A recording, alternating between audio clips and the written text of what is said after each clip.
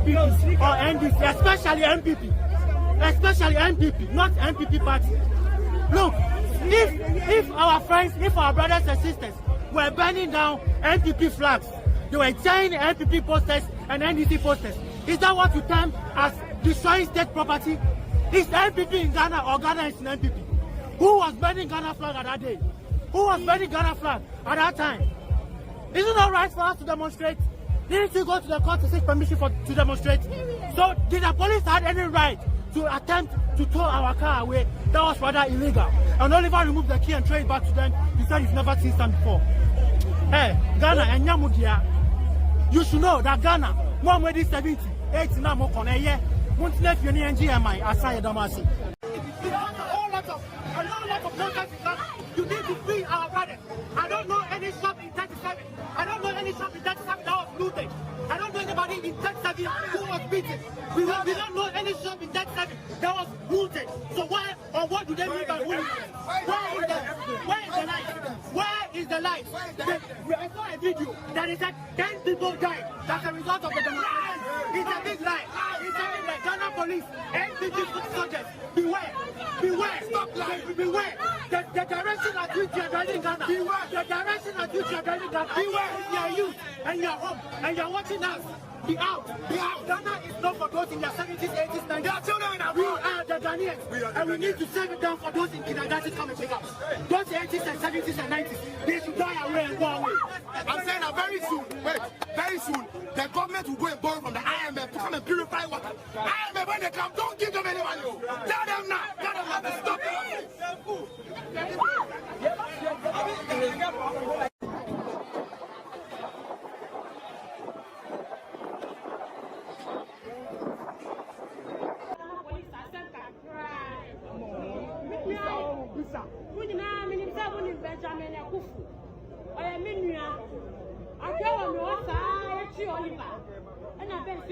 Tuesday, so who called for visitation? I was saying, Chiwana.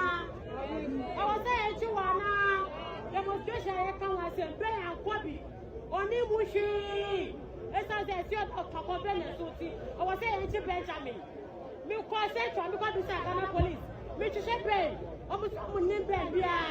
Me Chia, son, I mean, very unlawful. It's a 4AB. And I catch and say, the Bray about to cantonment. I was saying, me, they see at the party at the demo. Sika, why you are so party? They change here. Me, get my police. Is it wrong to protest down? Is it wrong, Ghana police? They be saying, is it wrong now to protest? I'm not angry enough. You are not angry enough. This is our only Ghana. This is our only Ghana. This is our only country. We need to fight. We need to fight.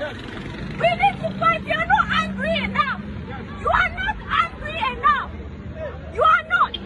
You are not angry enough. Catch you say, at the end of my demonstration. When you're anything, oh, Charlie. And I'm just at the end of the day. You see, I have to. Now, we'll see the day. It is a way I say, I'm fine. Huh? It's also a share near come once. And I'm giving media for no so young. I was someone more yet than Moba. Now, move boom, now you're a demonstration. But much at the studio, Emma, or more shall say, BBS, will be a mark of BBS, Naka or reports. Hey, I just say hello, what's a maker? But it's a police boy, as I branch, maybe my police watcher. And I came back a cradamento, I did all hold but I dear panel consular about this time, but no more reports. More can say, oh, is the atmosphere and of course, police for by you might have more be a pair. I don't know what I do. I police for a moment, my some my home, almost almost. Yeah, quite mobile home by. Or maybe a yes, you never Basabasa. It's Ghana youth. You make a trouble and say, oh, Basabasa, maybe. Edo crab at one politician, yeah, and can make yourself a crowd to more my Ghana. One were the days when we used to say, oh, you are an old person, we need to respect you. When Yambu is 2024, a come day. What's the mission? Like, we don't respect you, man. We don't respect you. Obviously, I respect you. Give us value. Give us value. Give us value. Come in so cry and be light. We don't have. We can't buy light, and you don't have light. You can't buy water. You don't have water. We don't have currency. Any official, any government officials, you guys suck at your job. One were the days when we used to say, "Oh, you are an old person. We need to respect you." When you it's 2024. Come day. What's the mission? Like we don't respect you, man. We don't respect you. Obviously, I respect you. Give us value. Give us value. Give us value. Come in so cry and be light. We don't have. We can't buy light, and you don't have light. You can't buy water. You don't have water. We don't have currency.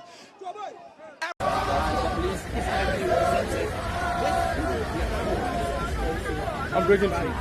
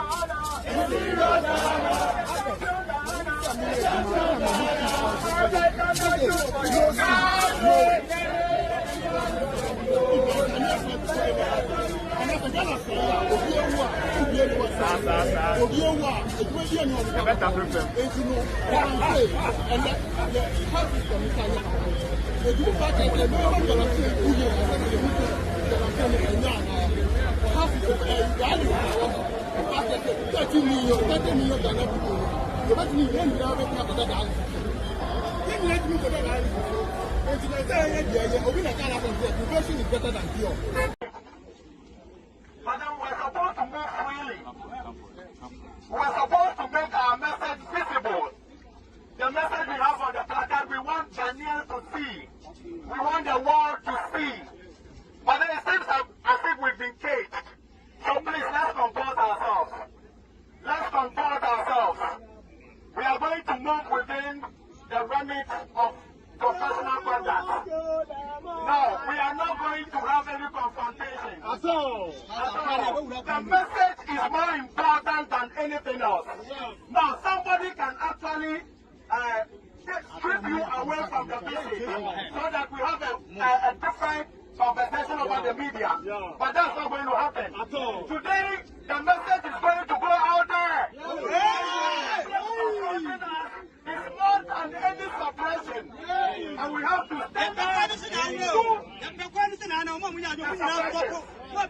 We are moving at our own pace because what is confronting us is more than anything else.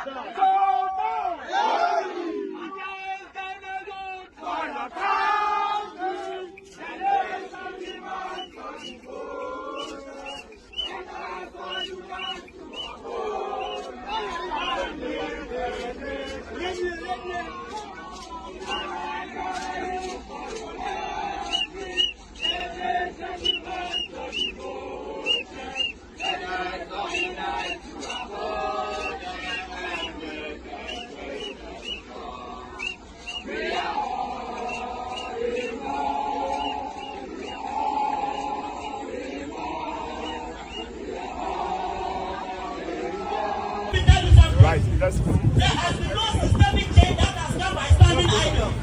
You must fight for it, you must fight for it, and you must make those who are oppressing you feel the heat. And we the youth of Ghana, we are going to make them feel the heat. This is just the beginning. This is just the beginning. They come for the petition. We demand that you and your office enter a nolle prosequi, bringing the trial of the arrested prosecutors to an end.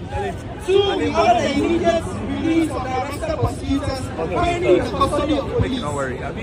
3, take administrative steps to investigate the police abuse of the arrested and prosecutorial powers.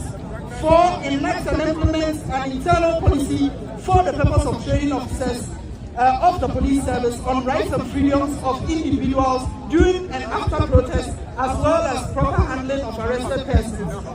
We urge you to treat this petition with the urgency it deserves and correct it without delay of injustice being suffered by the citizens of our great nation.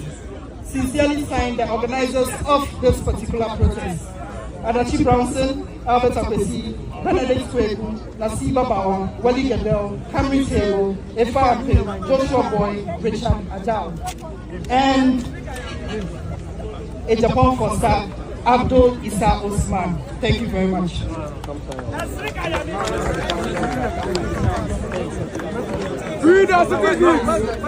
Yo, so we are make them come, then we go take you. All of you should sign. Yeah, he come and make you introduce himself. Come on stage. Make you know who they take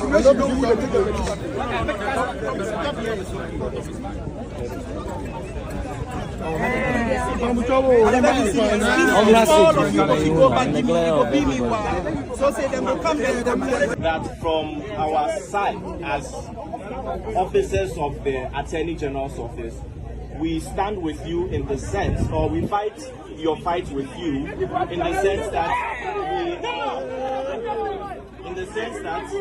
we are also prosecuting all those whose dockets have come to us in respect of galamsey and illegal mining. That is what we can do in respect of our mandate in the Constitution. That is what we can do. We are aware that you have a petition for us. And I want to say that the Attorney General himself actually regrets not being here. He wanted to have been here himself, but unfortunately, the organizers of this event, your good selves, I think it may have escaped you to sort of forward a letter informing him that we would be bringing such a letter to him. So he apologizes for not being here. So I humbly ask that you accept me instead to present this petition, and I assure you that within the hour he shall receive this petition that you have brought here. Thank you very much. Thank you so much. We will hand over the petition to you. No one in you.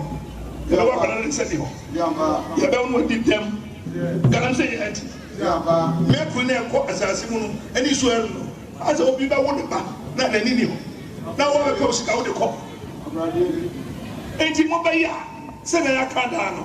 Would you like swear in the year? Who every Musua di Babanu, Subia, what you don't go for? She can't tell you what you go for. My Tom, a minor. I don't know to us as well be my job that work. Sasa, and your coat is the gas. I never did you. What was as my minor? No, the most send you now that the only panel and the cantas as Sasa. And you are my Osika. I told us as a man as wanted to a man or Katasu, and Tum, and you how bad. Sasa, your Pesca near season, and you would you. You have to be as I said, be answered. Ayobidia, your penny queen, and Obia, and Ochaman said, Babia would that the Asu-B would it so? And you watch me now, who quiet out of door, down on your cocoa for, and Yodia until said, in Punto Babia. Yes, you have school. And the Pesquas as a school. Maybe I mean, Hano, the batch for a bit from Mount. Who was as a one talk? I'm not going to movie. One talk. Obia Nuska, Hauti, Yaduska. That's a put to a back of a bay. That's a sea and pay. Then the squad. Who send the wine? The Baboniba now, yeah, that's a home play. I'm the dick kind. And so say, what to say you, and so, so, a month was soon. And I grab all the liberty.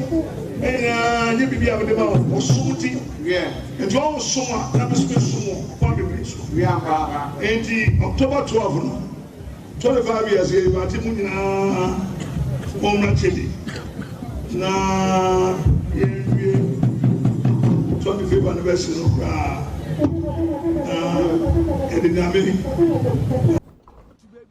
But my self-full as through, yes, self-full as through. The church,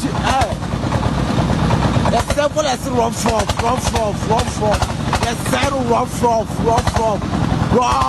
Why my vampire for us? They change up to baby. Yes, simple as run from. But my simple as yes, simple as the change. Yes, simple as run from. Yes, zero run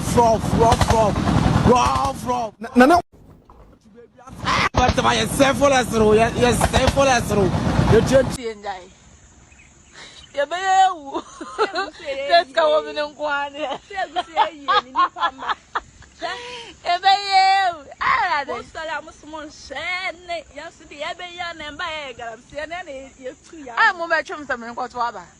Well, I'm better.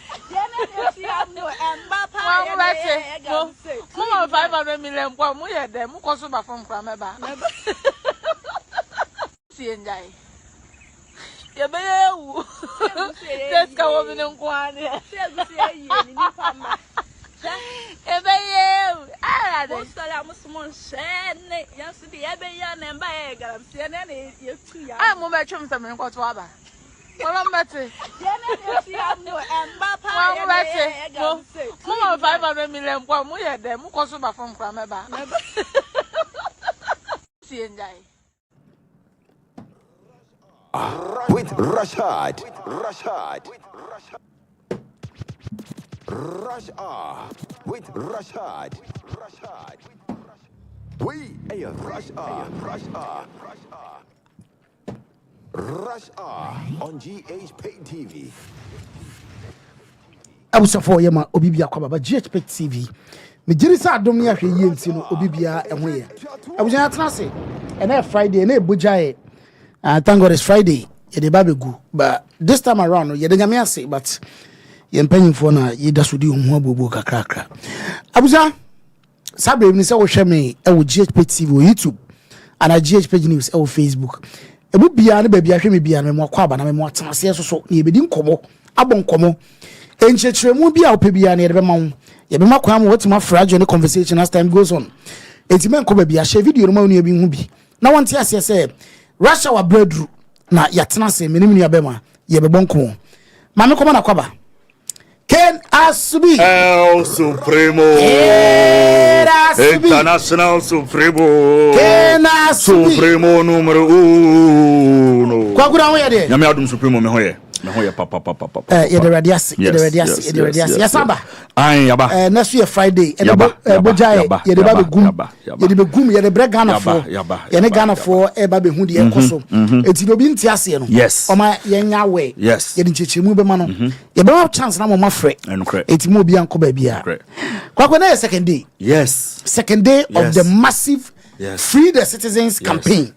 And one is one of the massive demonstration. Nah, stop Galamsey now. It's a 2-in-1 campaign. And na ekoso. We because Free the Citizen info ni go free omo. I think about a week ago there was a demonstration in this town. Na anu shi. Ni nyina ase stop Galamsey. Kwaku ba unfortunately no nyema bi koso yi bia nkoso ye ebi so anya mpanyimfo ni bi de na omu gina so e de acheche bi mo I think say about 57 or 54 people omu de omu ekọ court kwakwedom court no judge so remand omu nyina say demonstrators remand omu eno na Ghana for youth including ya tie me kan kwaku de minim na stand me na me gina mu pa yes sa remand no judge actually na dwen de but nyanya enka amfasa because much nkwana so bi ya chibi Saturday ya de bi court Saturday na de court Wednesday already no wabu ni mra so dada well human rights we break it dada and then no say de court okoro man na too harsh yes some deserve to be see e betwi bia so but omo ye man tra so dodo it ye demonstration kakra su frɛ Ghana man yesu frɛ Ghana mpanyimfo eye parliament house yesu frɛ the presidency yesu frɛ titiri for ahemfo ni abempon wo kromu anom se o meka bi maye na citizen na ya chichi omo youth na omo ye demonstration na ya chichi omo no ka yenya omo na fei no Galamsey so nsem no kwaku yenyai alright obi be kase na Galamsey no de enkran de fa ho be enkran wa na be ye no because jeri kan we are appealing to the presidency. And the presidency want to answer. Yes. And I want him as you say, Kuno. I want for example. Kusu si o two galamsi. So we see two galamsi outside. Outside on boys and girls so on. Yeah. Echo perhaps yes. Yes, omu two ho. But the presidency is who are appealing to say or declare state of emergency. It's obviously that is where he is. And yeah, so pass my catching and go back catching from him. I want to ban I can't even say Obeti. It's a demonstration you go so. You go so ye bomb pie say ometi. Now Ghana police force so by boy home by. Yeah. Now they back why study who and say demonstration no. Ye ni pay by na Ghana police force by crabo ye so. By ye ni nyina ye safety ntia. Omo boy home by ye jini nyina atom. Kwakuba still ebi mu da so e wo Galamsey site e to aboba park ne so. Ye nyai. Ye nyai. Ye bekoso aye. Ye bu forest na gu. Ye destroy forest. Amam for da so tie to aboba park so. Ya yate. By the any presidency na kasa. So omunti so free. Yes. Na nema omo nema nyare etimi mrafom. Ti kwaku dia beduru no. But o say na so akasa. Yes, nana kasa. Nana say wo odi asase be ma wo. Say no asase so what obi asase so a. Na say openfo be kasa asase wo ashanti bi be ne de obi ani asase. Yes. O say wo chimam. Na wasase na oba asase no na de Galamsey fo oba asase no. Na wo asase na wunim na ba ifie meka nana asase wo na me dia. Onu mi enu kroma. Wara obatu jejireje e wo kroma. Eti no wo se Galamsey no onu nyina de na no atom bi. Se ye nja Galamsey wo na no atom. Wo da no atom pa. Eti we are hoping and praying say second day so yejiram. Demonstration e koso pa. Eti kwa kuma mente wonka. Supreme medase na yema atifo ne ahwefo nso akwa Supreme we manage say still na nyina ye guso aye champion the fight against Galamsey. Na yes also champion say wona enye kwan paso de omutum no yenhwe nanka bibia anto yi na enyu onu mfrim. Okay. Supreme no start demonstration started and mama applaud youth no. Yeah. And ubia na ho den wokoko boa ya omutimi ye. I'm expecting some numbers in be increasing there. But I increasing the crime problem. Name nyambo ochna. I'm expecting say numbers be in hu ne nra bia no. A bit my times 3 times 4. Because you jiram. Yes, study be ya mpanimfo na. Ye de o man na hye won mo nsa na ebe hu say yes, ye ni abre. Now, ye ni say no, menye sure say pani bia te dem a obeka se obi na chance no wa hye obi kutu pa bi no ye because ye to kroma 95 96 kumepeku ekoso no ya ngoka se obi na hye na danko akufo adom ase anom ye even ni enim se nko mo ba mu kranka vat kranko mbetwam enye vat nti no mko kumepeku yes before that sana demonstrations akoso a nti enei se dru enne emrante ne maba waso na so won mo nso se enuma bi koso ye ni nye ho na time anamo mo ye emrante Ramu ye mabawa no. Most fight against tax and they bow.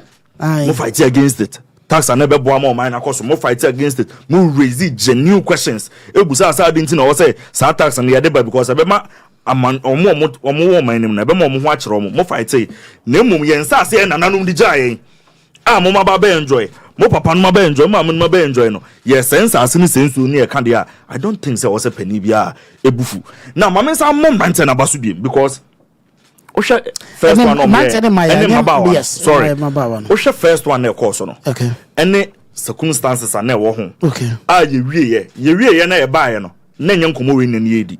Na nkomo na kwa akoye obi atuki. Ya chiwe, ya nchiwe. We ya che no no esefata. We ya enche na esefata. But we ni ye wie Supreme ye. Dey tell me bomb aba so me say. So ka say nyankomo na edi a. Ye kan say stop Galamsey de. Nkomo na American ne say. Ye wie no.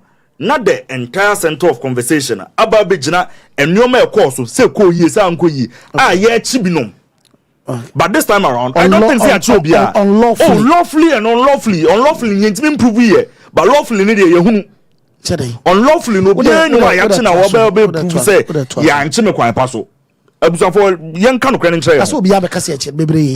Omo kan no muntimi improve say nche omo kwan paso. So far video say ehun abonti nyina eche say wona no ohun wom nyina na ya che omo no and yes eche wonom. Even though time no mo dem no which is another conversation. Yes our discussion now. But this time around omo comport omo.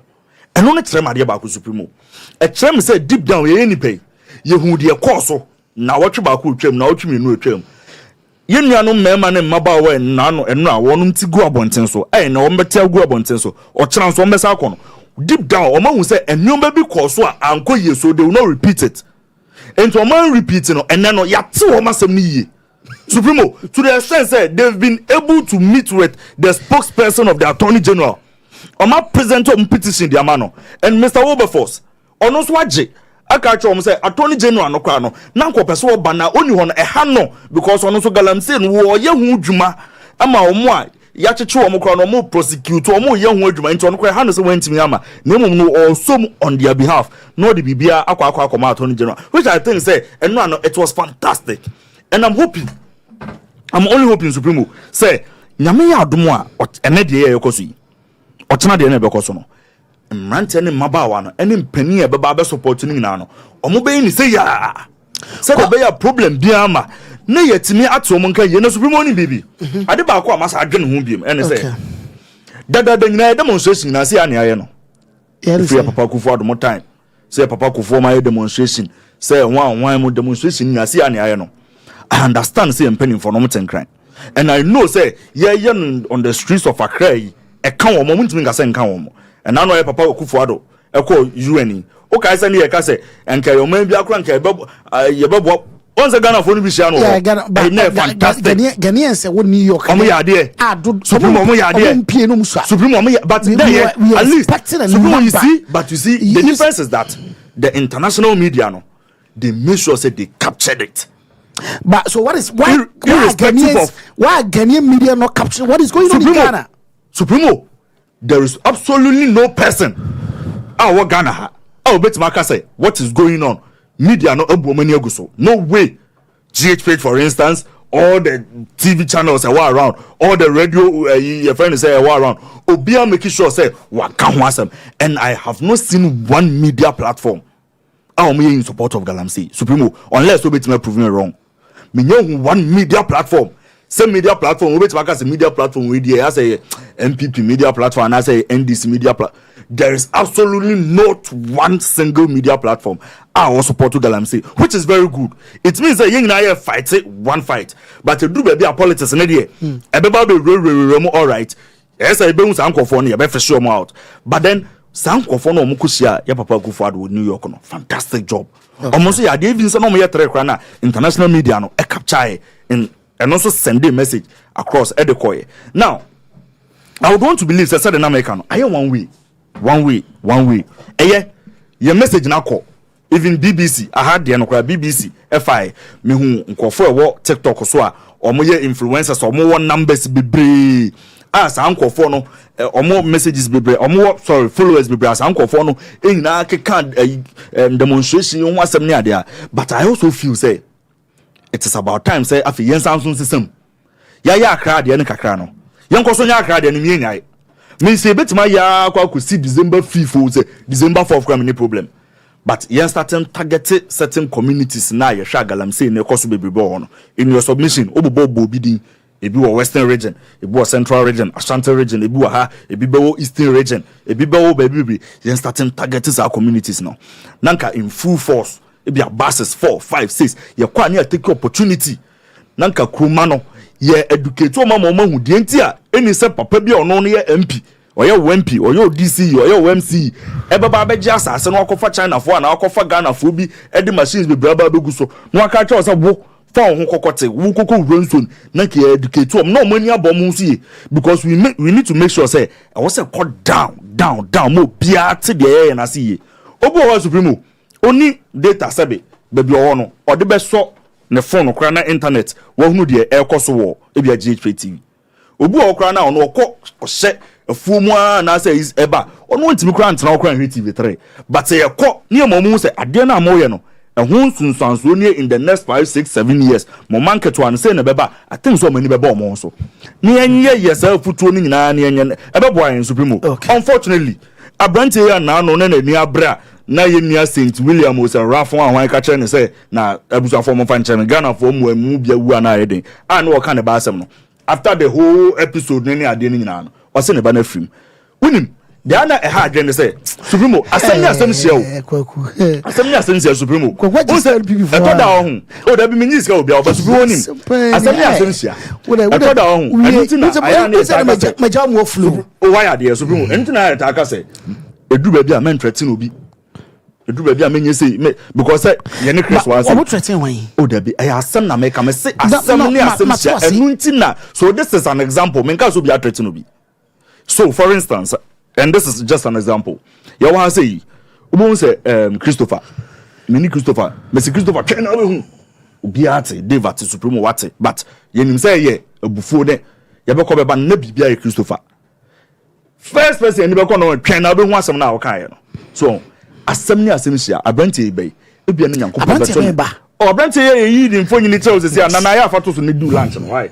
Lunch na de biam de man.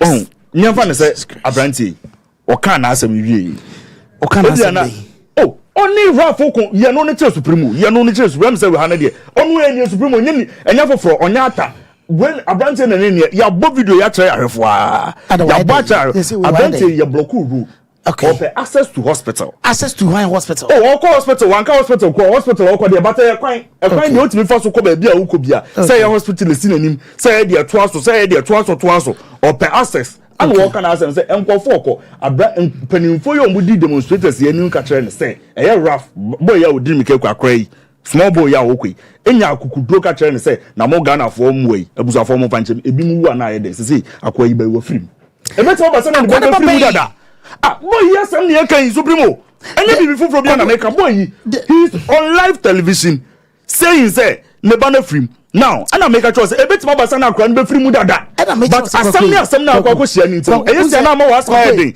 it's someone like Raf Supremo na wa me flow somebody like Raf no misedicate e be den na Rafi get ma ko ka bi am si enyini free o misedicate e be den na Oliver Baka ya ko ka si enyini free you are misedicating our people you want kophobia o say you am free bampani fu we mu ne de o so mu twim you are misedicating the people Supremo yenko my clarify dey be okay. This gentleman you're talking about, that very day, no more demonstration. Sure. Obai, he never made mention of Neba. Okay. One can't Neba. There's no single minute or can me buy area and be awesome. Okay. The only thing he spoke about and he said, we are Mabulaki, means any baby to me. Utiasem. And a Dania Banta Casacasa. Until I'm saying never. And a Dania Casacasa. And then Ralph left. And then every minute in a tell you condemn said the rough kind one can eat. And after 3 or 4 days, you come and catch it and say, how is your bar related to this issue? It's related because that is the same argument the guy was making because you are blocking road. He needs access to hospital. And this guy made it clear. Okay, Supremo, okay. Why do you wholeheartedly believe this guy? Supremo, but why don't you also want to believe this guy? Why don't you also want to believe this guy? Because Supremo, Entina may bo the lives of Khalid J more boys need DNA on a branch or presenting petition no a branch na started no addressing protesters because deep down Supremo ye in the panel they knew say what happened a week ago 2 weeks ago was wrong. All right. And I like the fact that they were very much organized this time. And omuye de also omuye bia omu frustrations no they said it on camera omu ka don person omu ka bia I would want to believe say akoba bia wo say ko ene we are expecting more numbers nyame adom ochina we are expecting even bigger people so omu beko na fe ye wi ani asa pe kwan ya ye befa so a anka meme de ma drink it way kan kronkro ni bia ya ye selected towns bia eye inanka yatima ko ni akwa educating ko for ni amoma say de e ko so no ye ni nje ho Supremo wada I was having my kwaku flow. It's in a mess when no bam mess my train oh yeah no bam Supremo wada first of all a man tell my no Matias straight mo o my ade yes mon kwanam ko kan sempa no de obeje de mo na su nyame adwuma na no mo ye no asempa na no mo ka no first of all I really applaud them especially the gentleman who spoke about definition of state property no yes okasa kama say if men crofo must say a particular party a t-shirt or so flag how does that amount to a national property He still doesn't get it, and I understand him very well. Kwaku, second person I'm about to say, this era country, yes, you want us to respect you. Give us something. Give us a reason to respect you. We in the 2024. Say say yamfa bibia tra when you need the obinina was what you need the man. But in the end, you are our leaders. Especially when we vote for you as a leader, you become our servant. Serve us in such a way. Say bit make us oh you better also why you are there. Yes. You also spoke very well, baby. You will be no abakacha no me chiane bebre. But be nima be an akọ cinema me a. You know committee man tell me. First of all, demonstrators no mo no. They were only allowed to walk on the pavement. I don't know when ye krometi no. Eba say mu ye demonstration pavement nkwan e mamu faso. Okay. Because ya reach out to you say road when you person faso. And then police one take note. If you want to do demonstration, you don't write letter to the police to seek permission. You write to the police to inform them. Yes. It's simple thing. And then we inform you say about a demonstration. Yes. Now on the D day na you be kono catch say in pavement as well. Camera say MKE. But I understand say and no more rectify the situation. And then yamomu and for road now or more allowed no. It's fan baby no idea no MKE but and then yabon waso. And then also too. Now police in war more information be say bibi be koso na because the number of police officers who were on scene, they were about 3 to 1. Okay. More it was too well. There's nothing like too much security, but I would say I don't know, were they expecting some danger be announced saying no more inside say bibi see na we don't know yet, but the police I don't know I do check on the bimpo because omu say Charlie there so but I don't know the security information they had or the information they had to but I want to say and that's also omujinam. Yes. Share the ekoso na ye bo police for no abaso. Yes. And I me bo me mantie so abaso maya ne mantie nyina it was quiet. The message went out. Yes. Ghanaians heard the message. Yes. We love it and we appreciate it, but we are calling on Ghanaians. We are free, join them. Who to honor you free, join them. Ghana, so join them. Second thing, let me address the portion of you saying say currently as I speak with you, as I speak with Kwaku, Supreme Ghana Police, the Minerals Commission, the Lands Commission, I don't know whoever is in charge. I issue over 1,670 something mining licenses.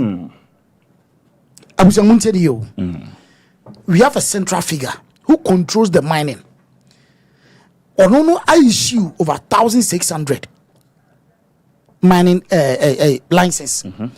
So if we want to address something, I feel say it should be concentrated in the source of power. Yes. It will say national capital. And Omufili say you be making the maximum impact. I feel so that is where the demonstration should be concentrated on. Okay.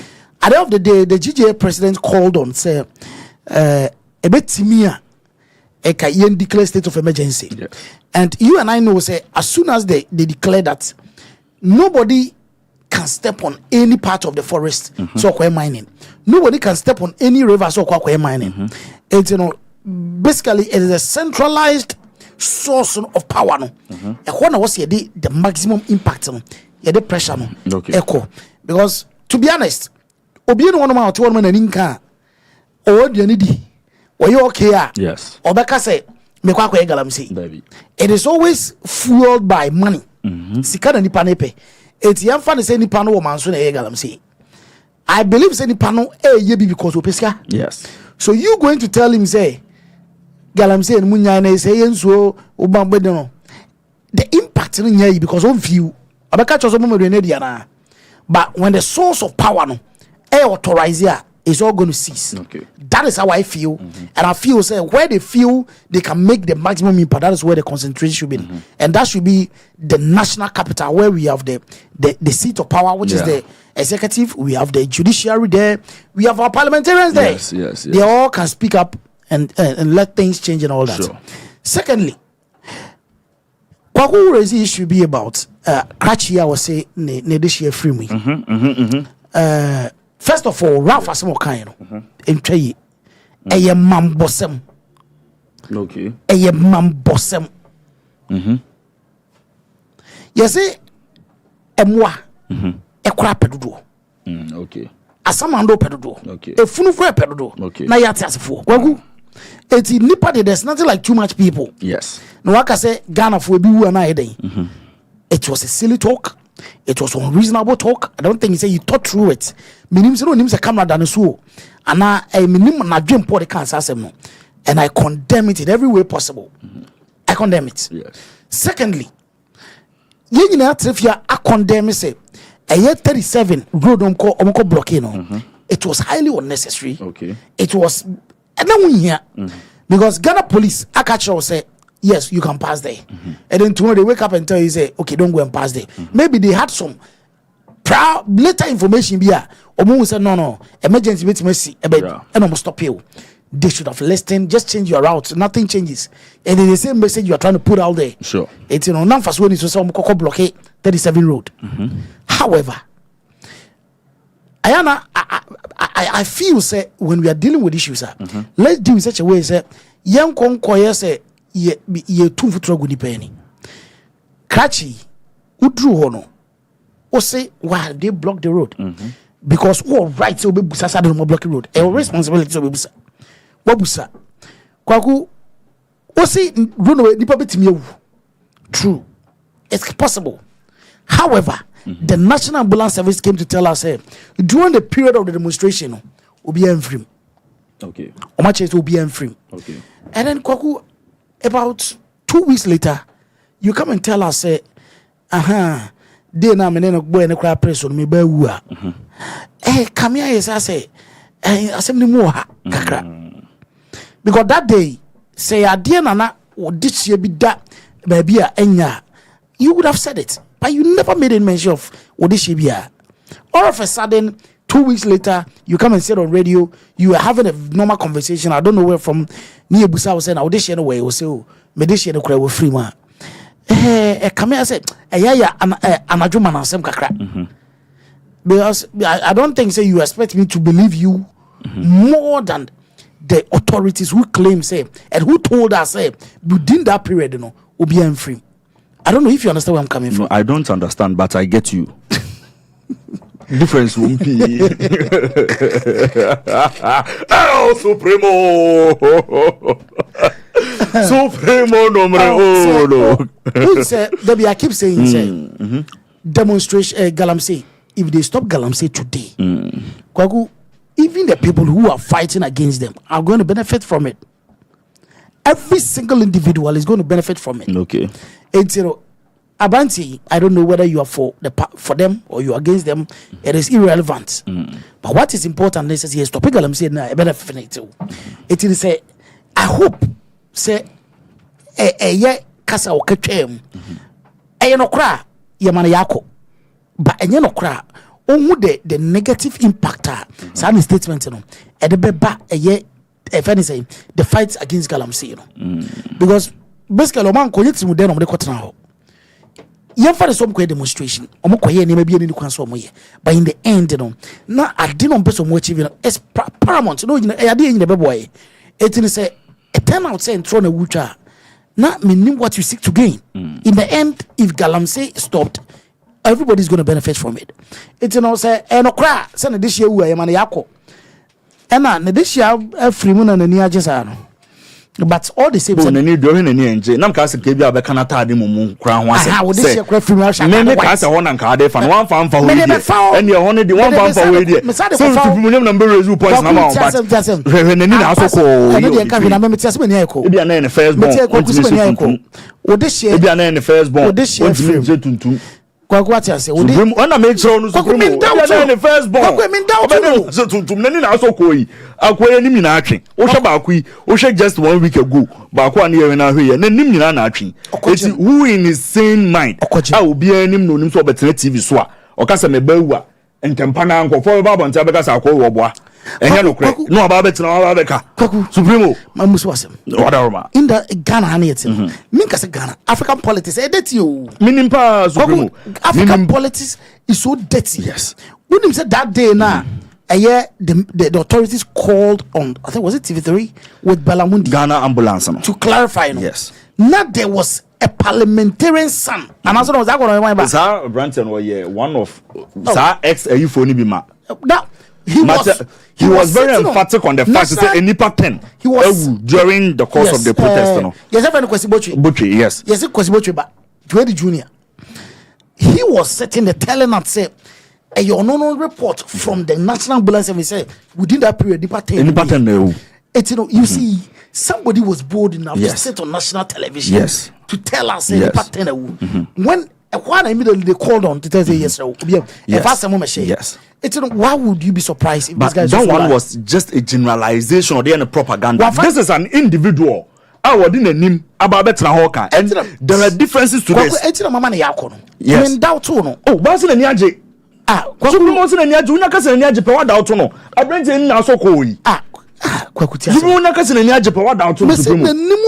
but and as Supremo be say asema no work na be say for free street ni eti asema okay now ya be Supremo ya refontie yes we are not being fair to them ya refontie omo na betia se ye Supremo I'm not doubting it Supremo jitum so nga so boa dey jitum no I'm saying say some person this chef from man yako yes but if you don't like that now the fight against Galamsey na or he has an issue with that one. I stand with you. Yeah, that's minim agenda. Sana I stand with you. Sana dia Supremo perfectly. I stand with you. Oh, Supremo say Sana tell dia I stand with you. Said those conclude doing. What I say? You dance here. That is one aspect. Yes. Of it. Yes. We're still calling on the authorities. They should free. They should free the citizens. But you force why you be here. You can say why you be at us. And Manteri and baby now so any say do be a lesson. When they come out, it's not going to be like before. They no mpacho ayika hon Oliver Baka ka hon. Oliver Baka. I don't want your citizen. Me bu say what citizen. Do you be no a citizen or pay o man yi. Okay. One way man bofo. No cry back up no man now ye no that day. Supremo. Ade na wo ye ye no. Me what kind of say wo ye day. Otu safoa etu mirika koto twene. Nyame na firi soro e ba fam ane ambo no rubber bullet nka sin ka Ghana adane. Ye nka no cry. Radiation. St William. One is St William. Oh, wow. Small boy be na 3% person wo tru mirika fa e kire ho. Ni say why no say Ghana on e do Ghana chon bia no oboa. Sa brantin de ko bie site or national cathedral site also mo nkodo su ko no ofunkuku mo ho no ono a busafo ono a na sa ka se Ghana for ye mo no mu na aye den sanko for no mu pia o se Ghana for MB wanka bi makonda me the statement wanka bi Supremo o se na Ghana for mu but I don't know, do you have an agenda against the fight against Galamsey? No, I don't have an agenda against the fight. I have a particular way with the leaders. No mu small boys and the lead and no dey you. One be leading the look at how disciplined they have been. They were Nasha Oliver as a lawyer. Any aquano, we boy you know we. Sakwa ya obi jina now obi say public property ya mo be catch say national. No people kaya dey na so kokko say na e che mo say. I perfectly understand. Supremo and then say GhPage dey ade kokko si kwa ho. Na nante ne maba wa ye demonstration no ko bubu ni say ya. Mo say nya national property dey. Na e public ya wo dey wa say na e wo say e che no. This is what we are saying. It is our boy Nana Naka say he spoke on one can say ye Baku say. Baku be called no okuta skinky. On the in the media and the media not to them. Look at what the media is doing. That's our boy wait to one now kind of. I have a problem with some of the leaders. I will say a Jabimo. But the lives of Oliver, the lives of William Wine, your friend say, Uncle Dimison Gabon come to be. For they say I don't know Kumnipana. Among Kumnipana said Omuye. Any baby I want 2 months to election. I can't 2 months so then there or more ashen kofuachi. I'm here them crab demonstrations. I'm go for me a man before. Abuja, suppose me a man before. Yeah, baby phone lines so now I was waiting my journey conversation. Now yeah, who there? Yeah. Kwagu Supremo. From day one, I'll keep talking about it and I'll keep saying say it's about time we start looking at what the youth yes. The youth no say tenasia baby amaka nkokrafo no omo ko nti na mra yepie no kwaku nkokrafo no ko yes na yepie na the police should understand one thing. We love the police. We love them for their protection. We know so without the police we are nothing. Sure. Without the police we are nobody. We are we so be a krebi no kwaji kakra no yade kakrebi David kwaji kakrebi koka na bi no monsu o ka picture no obet ma person kakra em say twem wana ana e be say okọ na chi but em so obesa yi the na akra na no mo ayi mo very bad. These are the things we are fighting against. Yes. Kwaku, these are the things we are fighting against. And I support it. And I pray the leaders one day. Yes. I pray one day our leaders are going to realize what we are fighting for. Yes. Galam say, Kwaku, people should understand one thing. I'm not for being say meti akra, meti me area di into Galam say. Fatu tim say, omu nsuo no, bottle water ni nyina no. Omu nsuo no, eye Ghana water na supply. Yeah. Abisa tiye.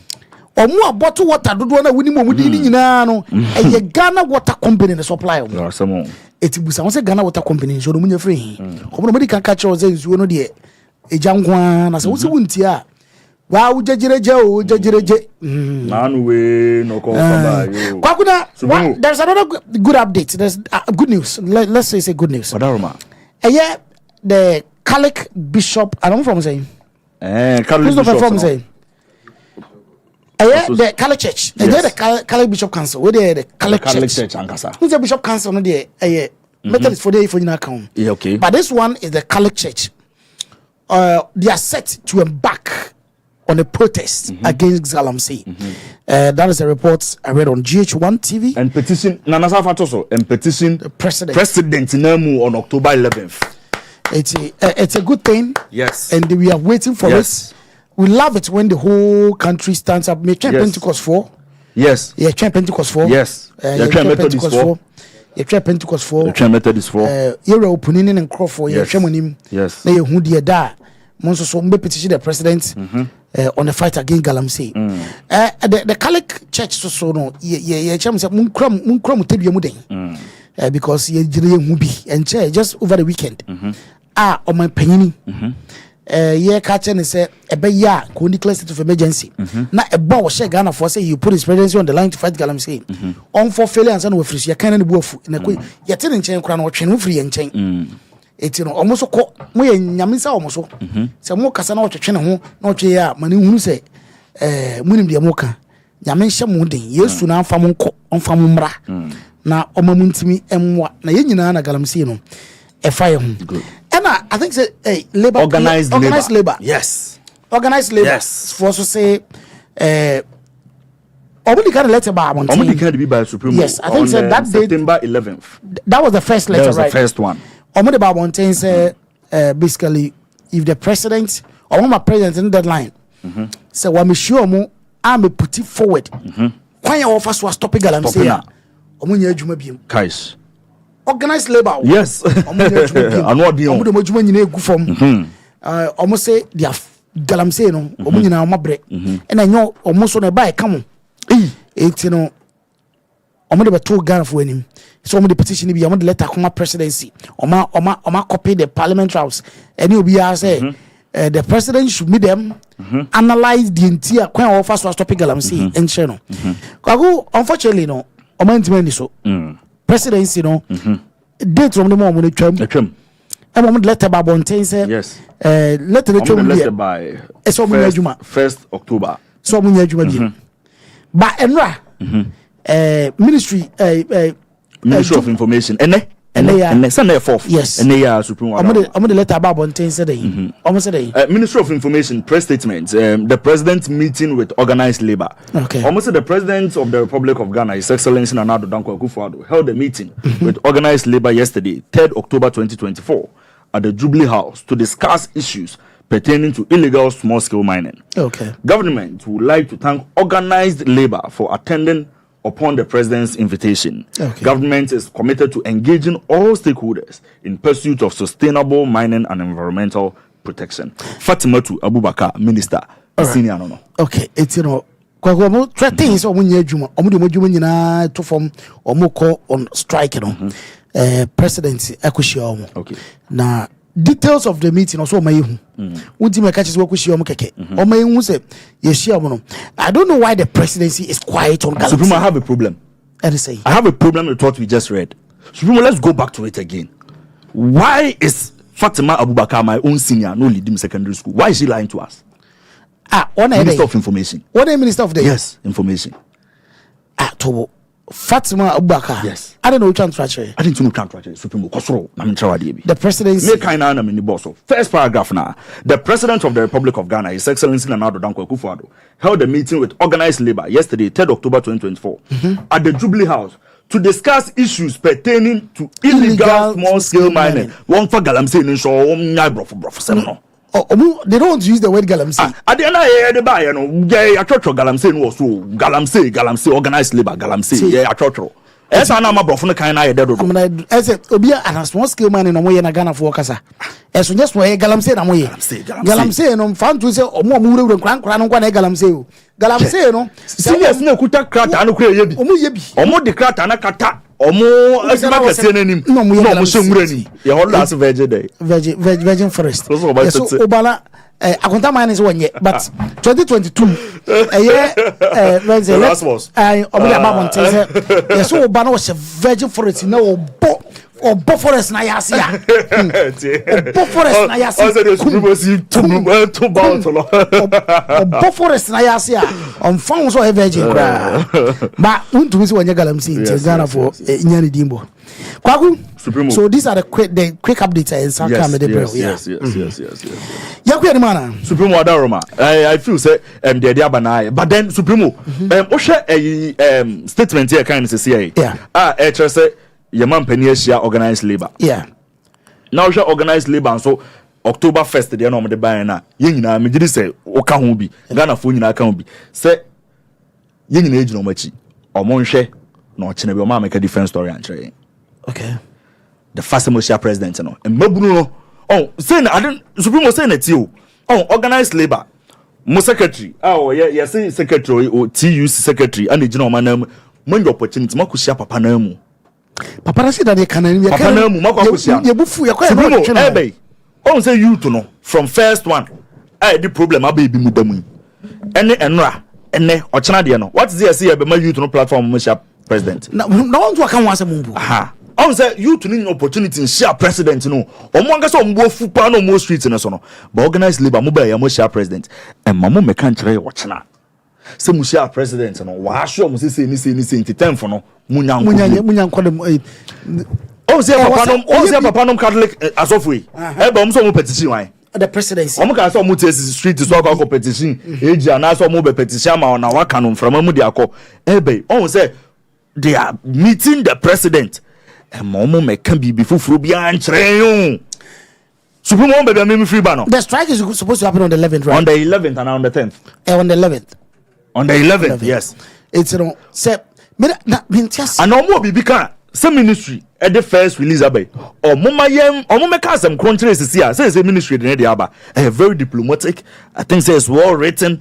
Or make so intensive. Or most make come the interest. Or mo call no. The president catch the omo no. Or the president ya agene. And omo ne nya agene. So omo ne ya agene. Na say on the 11th. Omo me yankwa. Omo me hu some president catch omo. Convince omo. Ye twen. Say Ministry of Information then or by ye organized labor. We want to see how organized they are. Kwaku Supremo.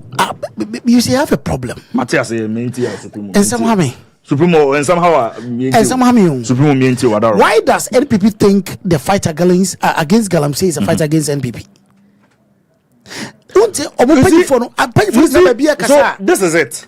What is it? Now, one MP from Debbie no Kromono. One they said in the NATO Asante Achem. On the NATO on the side. Omusro. So on bet tackle because on bed. Matese say John Bodu. So Kekai can say be. Almost say as soon as almost last 4 years. So if you try some more fighting Galamsey no. They lost votes in the mining areas. Asante Achem MP no. If I told Benyana mama, no me who Asante Achem side because me here no me who ade. That video I came across it yesterday. Me here no me who ade bi na me say you no. And Supremo enyame. Or say when I say that time that during 2020 election, they made an attempt to fight Galamsey, which is true, and they lost votes in the mining areas. It's take any step. Supremo, take any step. What I Supremo, sanka the fight against Galamsey. Nanke yin never tina Christopher. Na say government will etma fight against Galamsey. Enuntino Ghana for epese enokeke ye gyina so. Near sa pian na must atwaso because you the free education. And the general superior say twaso 2020. And think last 4 years, yes, Galamsey keke now where my inteno. And then I can supreme care fetching say. But I don't know, they feel threatened. Say, who throw 1 vote, 2 votes be. Unyaka Galamsey pe. Now so can NPP. Supreme or more receptive. And so on person much say, as some no can more ha. Nanka me expect senka do interview no about Kasoa Busan say, "Moye research ko hono. Community hono. Ebia number of voters in here do say." And a percentage say never question or Asante Acheme Hefa. One your video no. Or your lawyer. Yeah, most likely. Now say parliamentarian do no because Supremo, ye di lawyer be a chief ramu ko krobia fraud dancer so. Akoye dabi registration. Me say akoye wajiska. Dabi ska tu. Maka. Ono ana. Na Ebia na lawyer dey ebia na. So your lawyer. And now last one check it. Year oba so say 2012 there. Ya bodiska tu. Ya bodiska tu. Me so ma menche man sana. Obi a wo hwe agime bone. Ya bodiska tu. Supremo the year 2012. Na registration exercise biometric first time ever. Na ye adwuma was outside door. And that time na me hu say ye wo nkro wukrum. On say bebu ho ye say wa bona kura. Supremo na me hu bi that was the first time. Oh, okay. Na could be the dancer so. Supremo esin wuram. Me hu bebre. That was the first time I met me hu bi. That was around 2011 thereabout. First time I met me hu bi. Dancer so ura. And the people were shocked. They said, "Yeba registration for the first time." They were so excited. Say for the first time, Yakai almost say almost Ghana for now. Do what Supremo say? I can't draw. Say, "I'm from Zambia." Aha, Yachechero Supremo near the idea Chechero weni. I don't know. No near do roni easy. Near Busa say, "Eh, fan awo." Na say o start say wutie o mukasa na obedin so wo guard angbe side o yenkatwi wo so wasate achimo yenkatwi wo because utim so ma be chechire ho o ma ba kura na o ma be chechire na community no mo awo mo unti twi na outin na aye with accent yes our proper accent na hu say and me kai say man na no o pe we no na e ho no wane ade no he had to convince us and no kon high cars e bitime wura nim forest nim said the way betimi akọ ni akọ adwuma. Some of the people slept there. Yemu bua na esi ntimi na ho. So we had to come to be akonongo na ba bi da na no pa bi aka asa ba be fine. Na de ekọ. Eti say you know a be shock me because o pe nipa no we ne de u go to that extent. Or lawyer ono a. And ono a 2012. To that extent, a sacrifice man ko fo konwe e ho na first time hu ntumwa. Otwa hu za abo bia e ka obibia ba na ye real. You see, enti no se mo pem nipa power, mo pese ye to aba na mamode a, mo go to every extent and make sure say nko for the resources na de be call ni akwa register. Na fe ba Galamsey na se ye kon de a wo se say e be lose vote. How? Make this make sense to me. Me person na tias here like me person supreme me so bet ma convince asem na me so bet ma convince ma matter here dia. Kwaku betina make say my problem with NPP current NPP government and NPP party especially.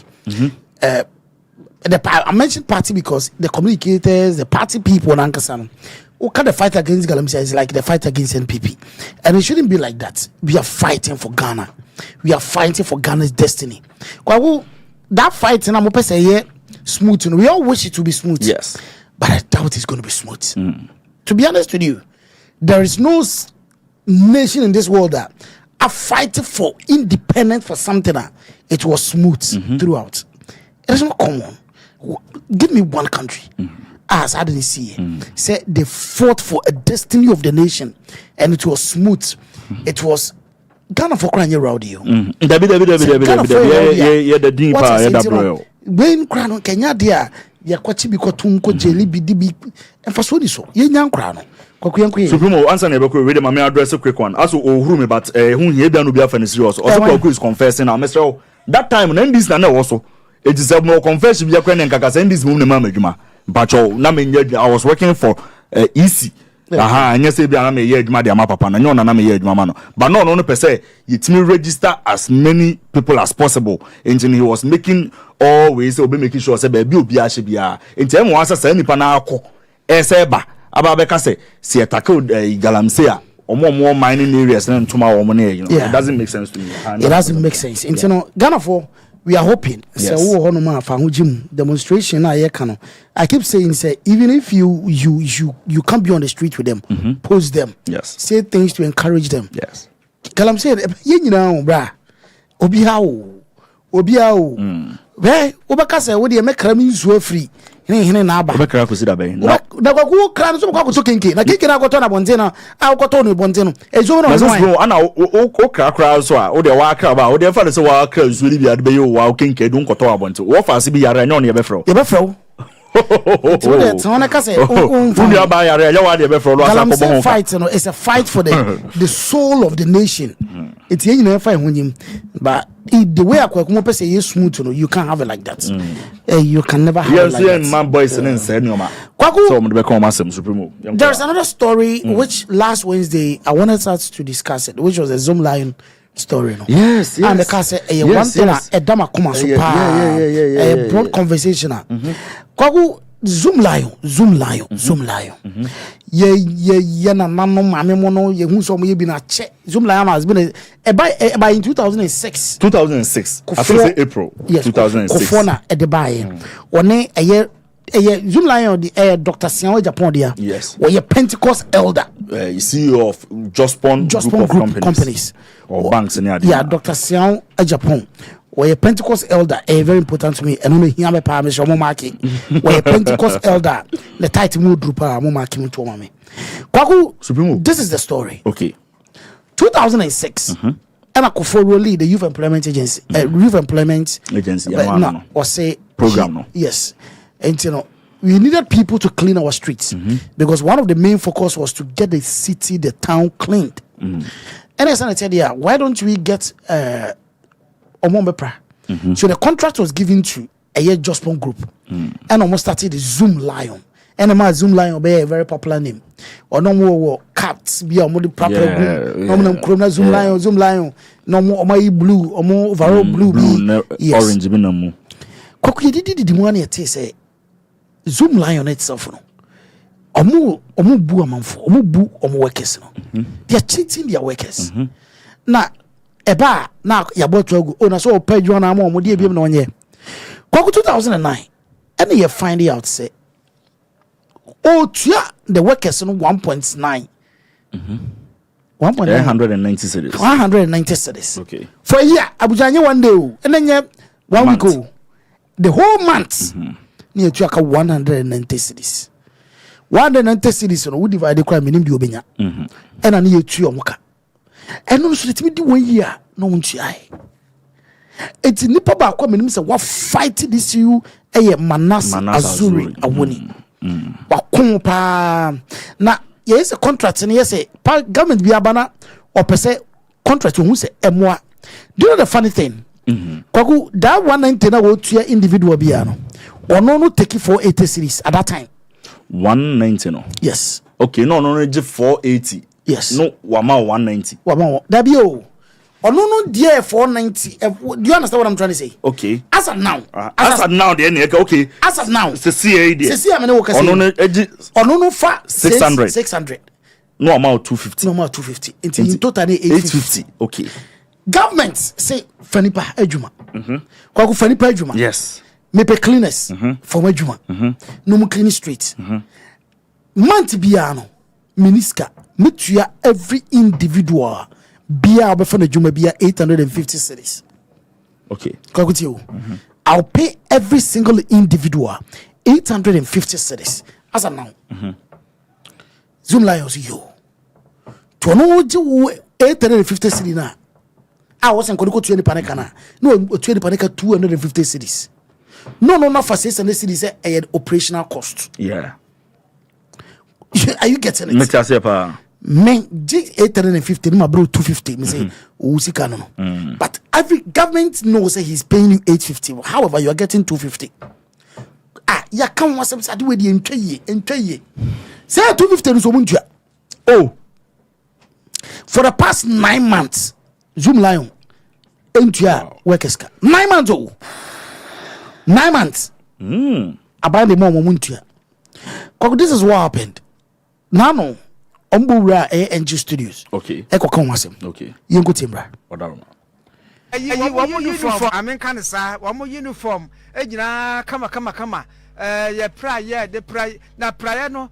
One more prayer na kojan mono. As ne de kojan eboba no kojan bomuti na de wodi o manim ante dokas bempon. Ente atu dokas yemu sa prakumo se mo abosume be se nkru nie ye ntua muka na bada na akoba sa adana mama na chesa me pa che o so ya twen ye sika no ema ya ka kire ye di yemfo no amo se ye beba nti ye ntwen ne yegusu ne ye adwuma ya hwe ni mo afiti January be September bosume na awu bosume nkru ni ye ma ko school ye tue school fees ya adwuma ye fo na bi ayare awu because of ye nya sika nkohwe ye mo yare me ka se nipa mienu awu Saturday ye sie bi no ye nya sika ntwaduro no ye foro car ana ekoye adwuma no ebinom fo car free baabi na aba ye sika na kasa kro mo de maye no kra 2.5 no mo de maye a month 2.5 no ye net 250 cedis ma mebo 250 Ghana cedis me pa chowan that could be now say bosomi ba ko na chese se o se kura ye da ko 8 cedis enu da ko 10 cedis kura bosomi no nyina no makatua 250 cedis me pa cho you 250 cedis no mo de maye enu omuntimi ntua ani so omuntimi ntua bosomi nkono ya china Yesu yadum ne yesi first mu a na chese bosomi dumu na ye koyi yanya den ye hwe ye ma school yanya den ana ye yare ya mfa bi sika no yanya bi ntoduro enom enti yentumi fi ahode nya dwuma saa na yegunwu enya ye sika ho na de ya kora nso ne se onipa ne wadwuma mu kora na wawuo na ya friends company ne kora be kasa bia nipa so masi wawu ye de na yi aba na se ye tua ensamabode bi kora de ma ne ma no eni ho saa enu kura sa onipa ne wu kura ye be force wa ye leaders na wo mu ye be force wa ansana e bia ne sika adwuma o ye aka na wo ntua ye no ansana e bia o betumi di ama ye ne ye di ama ne ma ya man for chemo bibi kakra fi se me wanwa se mutimi di 250 Ghana cedis ye hwe mo man mabusua bosume 250 cedis ofa obi ancha ye hwe adwuma ye no allowance bi anim hwi nim ai se adwuma ne yanya ne yepani ekowura mu enti ye ekowura mu no ye no bi se ye di 15-17 years awadwuma we mu because 2006 ana ye wura sa adwuma we mu ye ni pension pay ye ni pension pay bia ye ni health insurance bia sa wo yare kora ye ni ba bia ye beka se bia zoom line ye bia mo yare wo yare a kosa hospital we say na ye nhwew ye nti kora ma ye ba ha bebre ni se ye ba ha kora ye ni abre ni se yan leaders ni committee o ba bia contractors ni se amomutua contractor no amo se omo ne contractor bia ka ye mpanifo no so say aban yan ye agency wo friends aban mu enti ye say aban na tua ne ka no no so tua ye ka nti say aban tua no a ono so ntumi nya de entua ye ifo no so say contractor fo no so omo tua obi a o ye contractor bia no omo tua no e ka enti say ye sika no hwan chen na ewo a busumi nkunu ni no yen sentumi nka yen sika enti ye gi yen sika nyina busumi nkunu firi January ebe si September we ye gi yen sika nyina yo ebusuafo ye ne antidokas bempon ono na wadi Zoom Lion fo anim na eba sa no hyehye sesi a ye producers no afre Ewura Patricia Oforiata na ono eno ye senior communications officer dema Zoom Lion Ghana Limited na che se wo mo a efa modwuma ma mo siesie krum mai no ono no ne Zoom Lion adwuma no ekasa na asema waka kire nji news no se payment na akatwe na mo ka no koso na emiamia bi ho no mo a wo ma hya se firi ho no mo nti mo ho nso ebeduru ho me pa cho ne o ka ne sa ye yintum last year September, October, November, December. 4 months ana on betua ma yen eno no other areas no omo ntua omoka enti sa 4 months na mutua no ma yen no eno na afa no omo tua sa afofro no so ka afofro no de na ama wom na te sa san kaka January to September ya ye ka ho asemi no amo so de na san kaka sa let's say e free watch na brade konapsa bosumi etoso du na mu wura mu monya katua da bosumi 250 na yenya dan hwe yema yenya dan ana yenso yenya sikantwanani ni maka che mo story no e da makoma so pa because e me ya e betima you bia ma me bia nua ba ma oye mu adwuma. I remember a couple of years ago omubufu no mka so mo strike pe ni afro ni amo 5 kg ni anwa sara no mo di cruise wo mo kwaku supremo this issue Manasi any time analyzing issue in their yes. According to reports every single government that has been in power since 2006 knows said this contract is not good. Okay. They know said the cost in favor.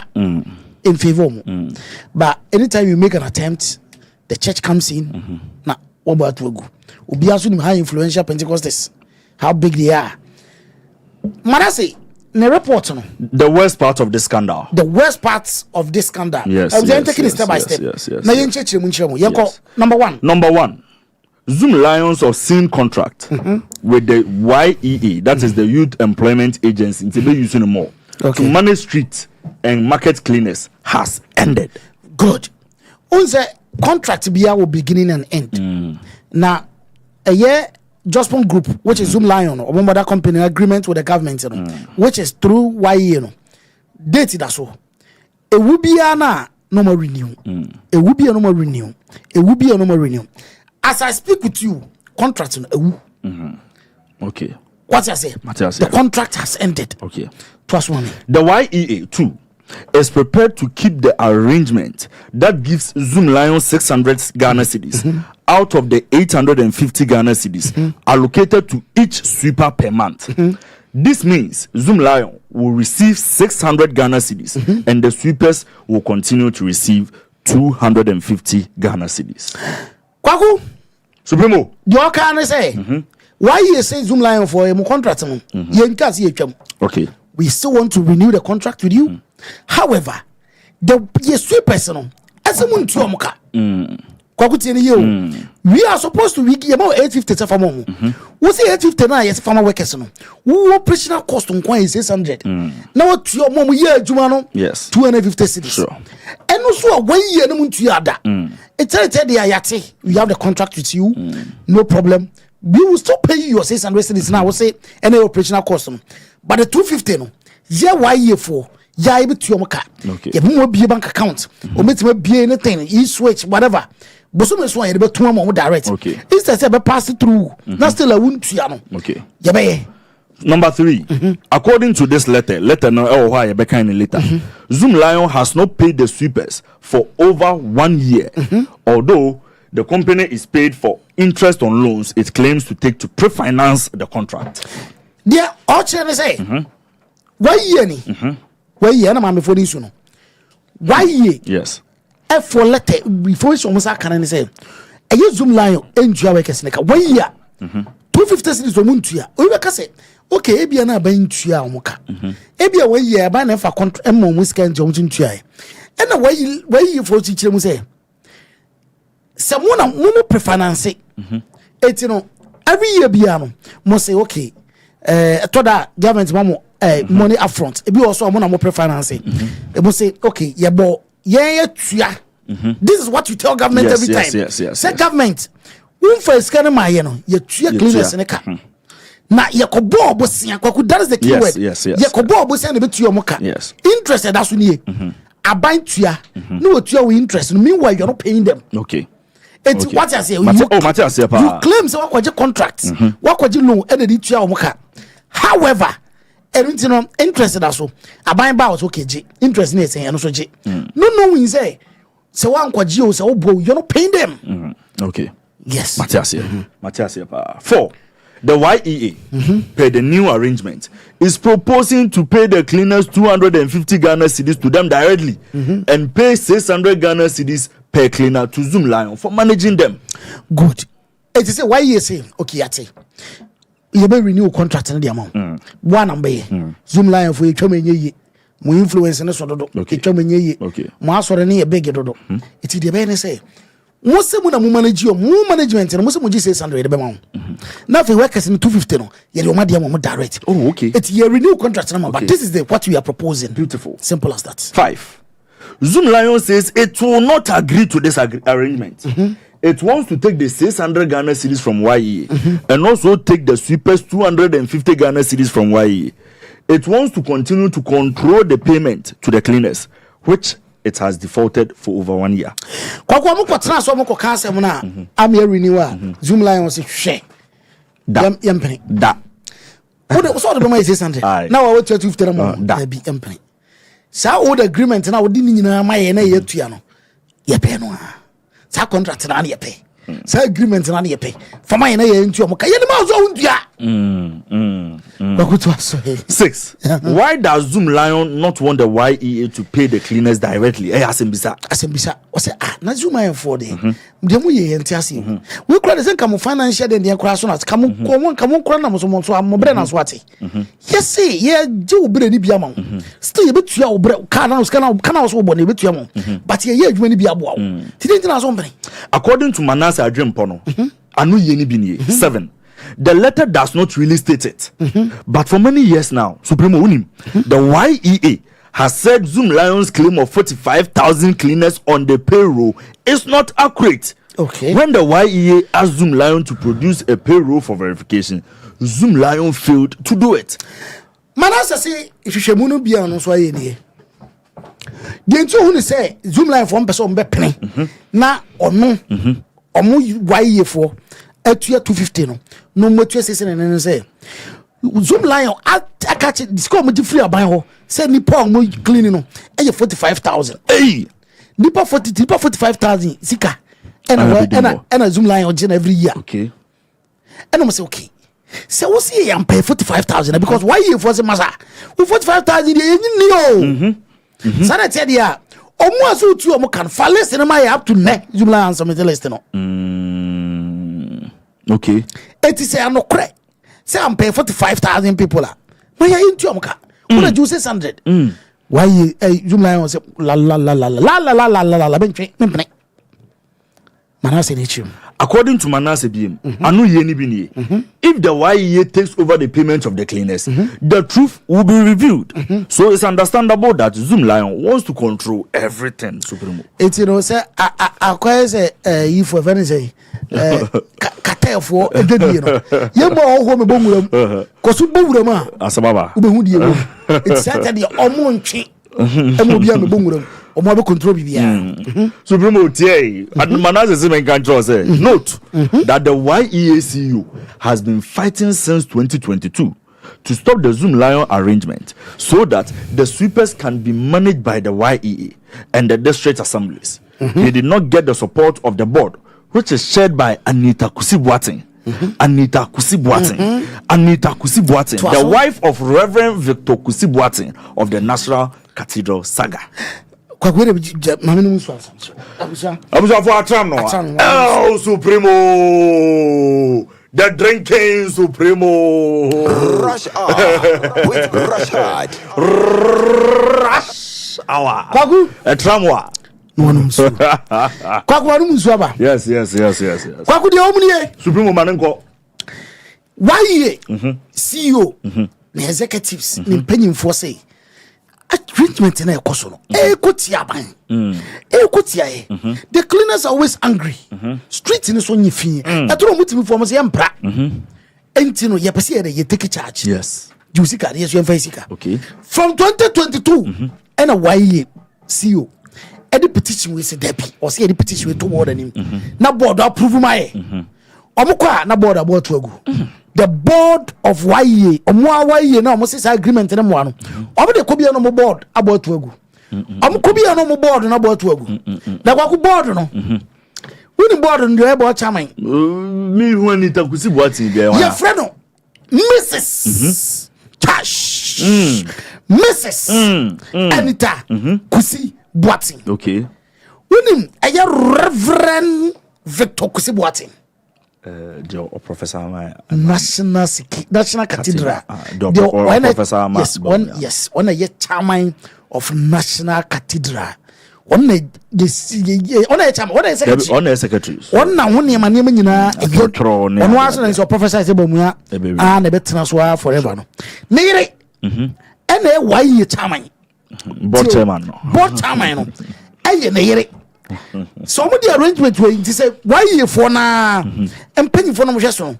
Education on board or more board chairman. No case board. The sum line for ni dino. Enye ye ma we 850 tafa komoma. What's what ye 600? We to moka 250. Enye ya jatum. Say ye won say eno so won santua. Ye one obe ka che say me ko bob bosia de akotua. Etimfa interest na so ni. Na ye tua. Ni nyina no so no won tua moka. Yes. It's a teddy. I would 600 now so preaching course on fa. 250 no my yen to amuka. Okay. Send a bear problem biama. On bar about chairman say sir. Okay. Muno to no way. Any. My friend Takusi was me red pen. No my the blue pen abron se mempe. Me red pen black pen was mempe. Osoma black red pen on the brenna. Osomsia. Take it back. Take it back. I won't agree.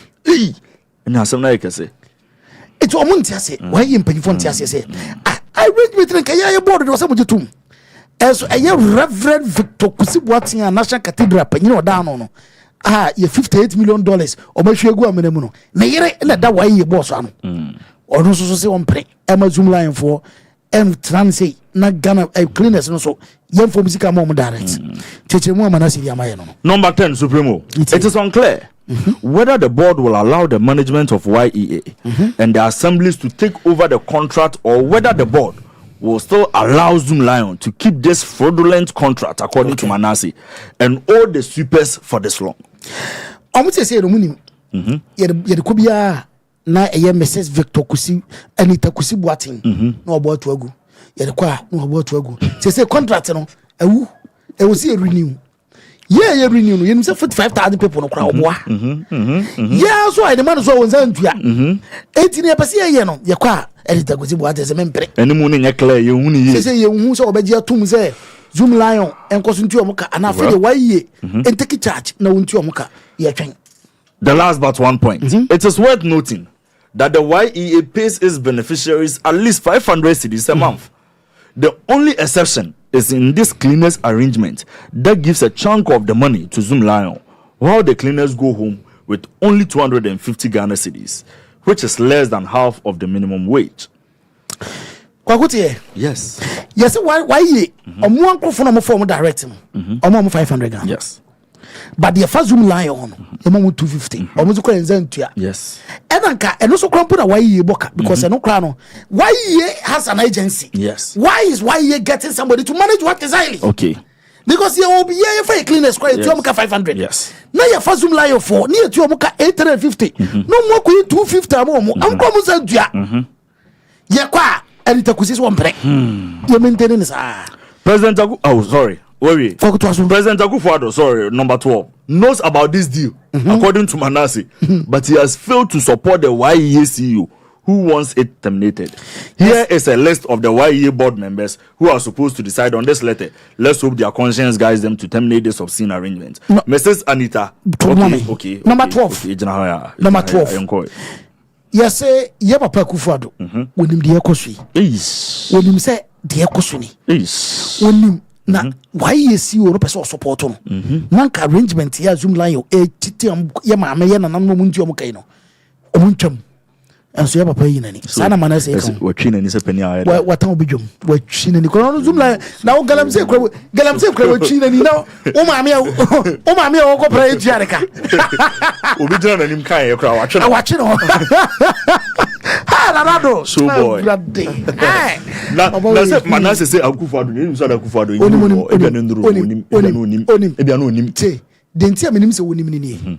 Okay, Manase has been making noise over this for 11 years. This same issue, he has been making noise talking about it for 11 years. Kufo time, okay. Atamos time, okay. A friend is saying, Mama time, okay. Akufo-Addo the campaign. Say cleaners no be resume music anim. Obe make sure say be tu omoka. Ni resume say na first no mo ji 80 ne 190 na ba 250. Tabi yentua na say kwa wade. Ana kama 50 cedi ni nka yensa anya de. Na nka de bia yensa nka. No no better can say. Yensa tua wan yi ni ntua oka. Okay. Ana kwa kuna ready bibia ma me. Me ma list no board no. So for so ntitie bia na wo fa wo. Okay. Now catch offer say wo fa. Offer tua ma me fo ne kawai. Ko catch say offer. My Chairperson, Mrs. Anita Akusi Boateng. Body kind our that board na no mo so mo mpene Emma waye entimi nya ade we ma ne benefit ye ma me mo no. Ye papa Vitokusi Boateng. Na yere de no supreme one money dia na ye dey. Dabi say supreme one money dia na ye dey. Supreme one no no. Kwaku asembi safoa. Ebia asembi pono. On ne ho fe. Asembi safoa. Ebia asembi pono. You go one money dia na ye dey. Kwaku dabi omo na esu na ade no wanya no coast. Ni kru dey. Dabi kwaku asembi safoa ebia asembi pono. Because $58 million kwa dia kutu amana. Na yere aye Anita. On dan why border no. Kwaku to aso. Member Pius Enam Hazide. Pius Enam Hazide ono na Australia. Osesa oji amafo sika so de omo ko Australia. NPP ni no so ndi mo no. Ono odi omo ko Australia say na pro games bia. Omo ko do no mu say ba akokora busa say show me a camera no dey say chiri table so no. Ebo mu nyina ba na say osa promise kra say omo to NPP a odi omo ko US. Say bobola. CEO osan so a member of the board obviously. Kofi by Japan. Kofi by Japan. Baby obia Kofi ba. I'm sure be brave. One ekuma. There no Kofi ba ni. No Kofi ba ni. No Kofi ba ni. No Kofi ba no. One you know. No Kofi ba no. Kofi ba. I'm sure be brave. Abuja Kofi na ekuma ye maame mo no. Kofi ba. But me no dey kind no. Omo support no. Na elder atosi. Elder picture atosi. Ana ye be tu asen ma bi beto. What the weather? We see here elder beto excuse. What to aso me ya? Supreme member Dr. Eric Yeboah. Dr. Eric Yeboah na me share name. There be me name no. Okay. Member Vincent Eko Asafua. Tafo. Anya Tafo ai ono. Anya na po Vincent. Ono. O say pre crab. Is it lawyer? So first na poor education on na year education I think say PRO say ono na mpese bi choma yefo ne kan bi Vincent to aso me ya member Bright Rakunbubi Rakunbubi dey use for bash okay no member Lawrencia Ahima Adams on the minimum no member Alexander Awuchi ono so me share name no eti we mu ena da no ebusa so wo fa wo mu so wo mu na wo mu akoka che ne se omo nyintum wai omo nyintum we hwan ya CEO no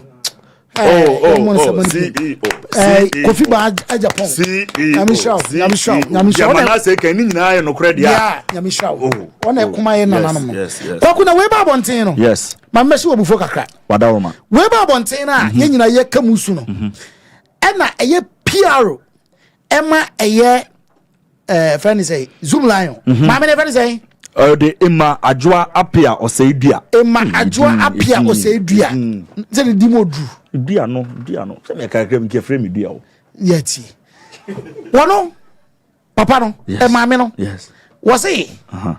Na mo no 250 no. Say maya, mo pa dwuma foforo bi nyanka ho en. It is at least wo boy bi na yi bi a. Eno maya, benya ba bi na de didi. Na say watching. When you they say hey, everybody see ya. Kwakuyenko TV video number. I want to understand that does government owe you? That is what I'm saying. That so if you are looking at the arrangement you have with your counterparts in the contract, and that side is slacking, then you go back and talk. Now, I am not going to tell you whether government owes us or not, because we are in a relationship and we are still having a discussion. So that one, leave that to both parties. No, but we are interested because in your defense, there are people who believe that you haven't paid the workers because government in turn has not paid you. And so while the people who are interested in that, I believe, are listening. I am interested as well. And should understand. And I'm telling you that when we are doing the pre-financing and we have moved a couple of quarters ahead and the reimbursement is slacking, I believe that is enough information for you to decipher, to understand whichever way you want to. But you can assure us that by December they will all have their money. At least That will be too far, Sewa. Okay. That will be too far. Ebusia for near me can ashamobo ni se wa se me shamobo nti me shamobo. Me nua no memo. Me shamobo se musika na ache no enka mu. Zoom Lion ni mo ye adwuma ache.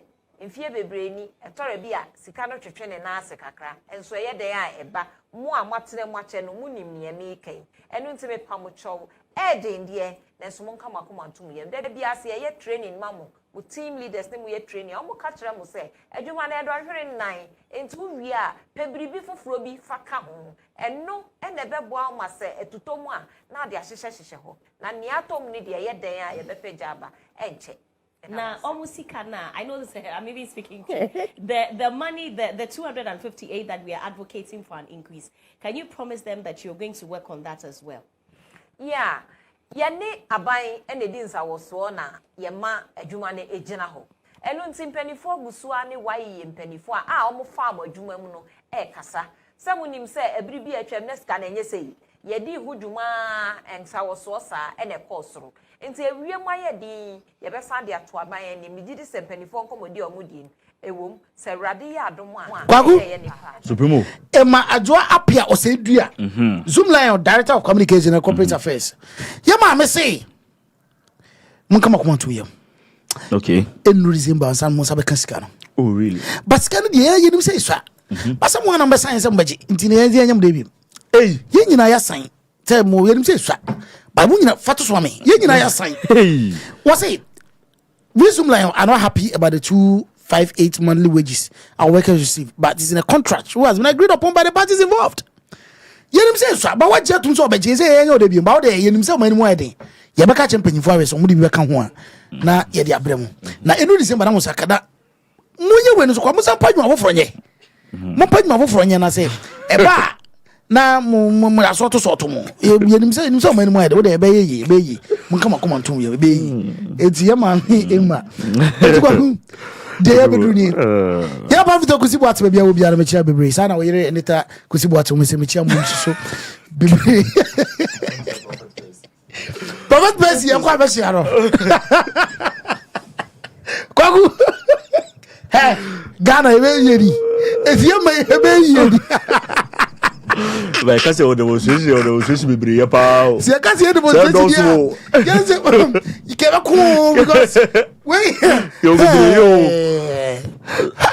Bruce e doso pa na yi ba ko kra na yusu Ghana problems in the doso Ghana problems in the doso Supremo Manasi bebe obia no ya cha na bebe yes why adwuma owo ne nwuma ni bi wo ho a yemu bi hwa aya na ye ne nya adwene ebi nso ho a ye hwa ya appreciate the effort no ni nyina mu no me Supremo obi enu ho obenya 100% once you human being ana wo hwe ade na nipa na ye no ni impact no a percentage wise saying na eboa ana saying na me hwa overall Manase ye adwuma magana pa overall and before by the money Ghana kwatena o listen to as a human being ene ne nyoma ni bi odeba wontimi emfka se ni sinto no do so chen debi enti no meka se Manase adwuma na wo ye no definitely oye adwuma pa now Zoom Lion issues watch ma chere pa me ati ase yi Manase die chira I know say o court o mo ko back and forth o mo ko basa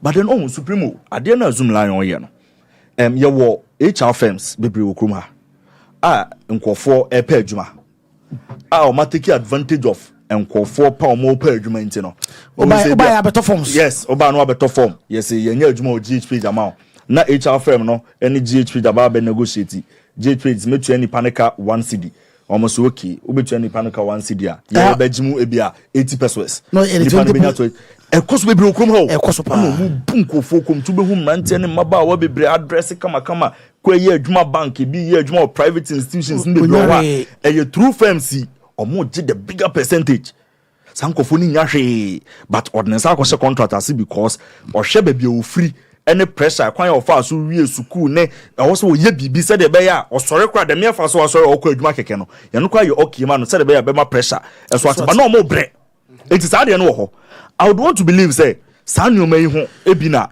ato ye nuanumi now ya papa president kofo ade ba ko aminim so why de aboa Ghana for pa ne say o make sure say or establishing individuals. Ama omani swadi hunu no. It's my reality na ama omu sweat me because omani biya uhia enipa ba kum yenu miense biya omu sika. Na etimi aboa ma nti wo hwe president Kofo era na utimi so or lifting Kofo bi or lift eskafo kroma yes mo adwuma bi amu ye bia no timi se ekwan on befa so on be boa mo adwuma no emu etimi atrena sika abon man no be ma contractor there's no way say aban no nko betima employ nipa no bebre America ne ade any country be on man the government employs chunk of the EBR or mining development enye wo hia private sector do you know say government our taxes are on my energy any year is scheduled it must 70% to your salary.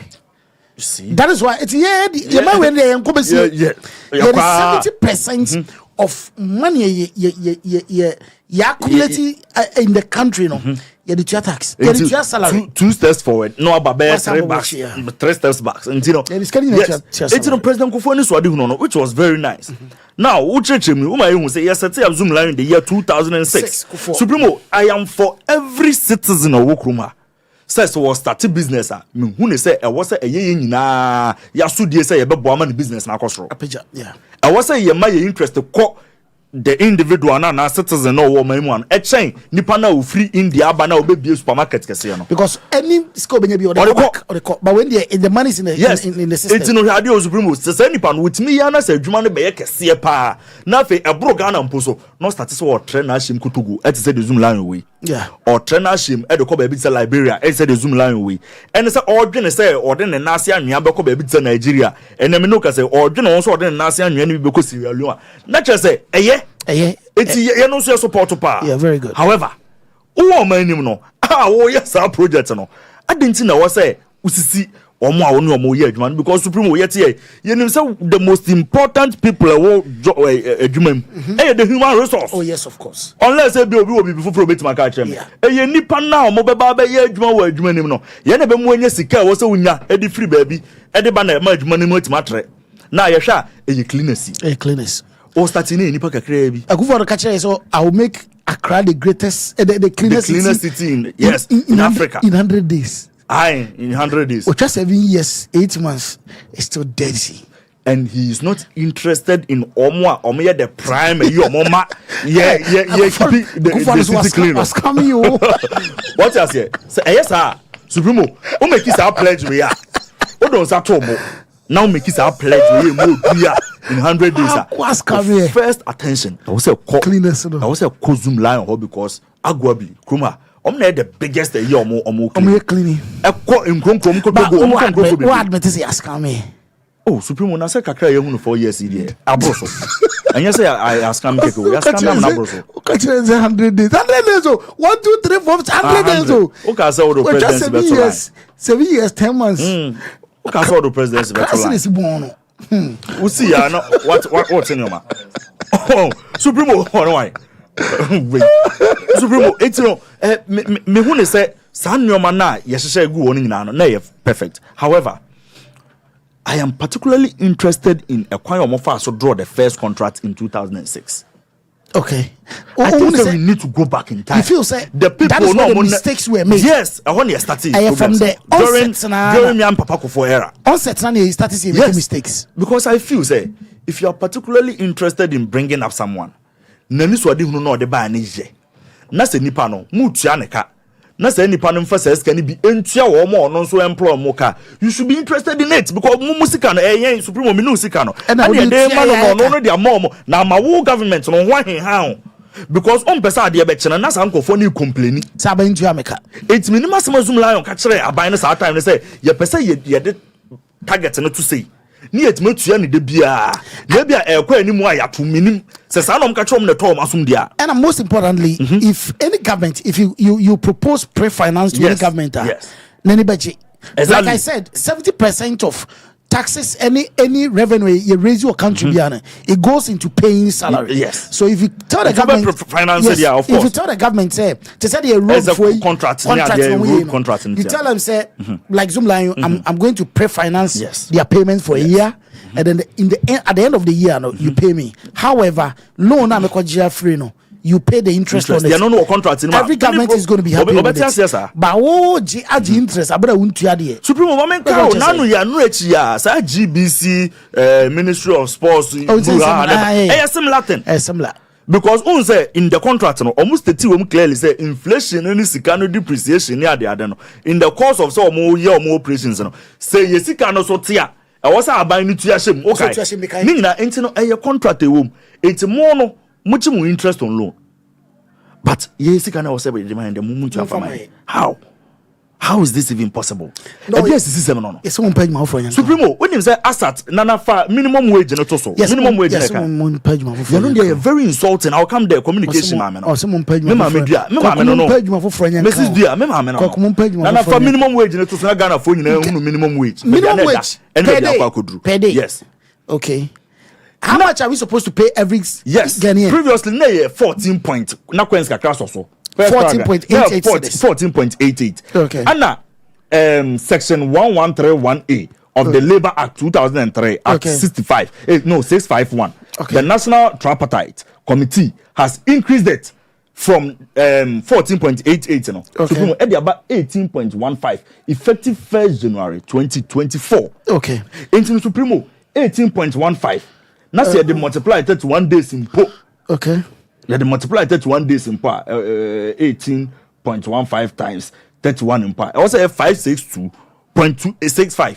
562.65. So it means the why for no omo anko for no employ no muti omo kano they are doing well. Yes.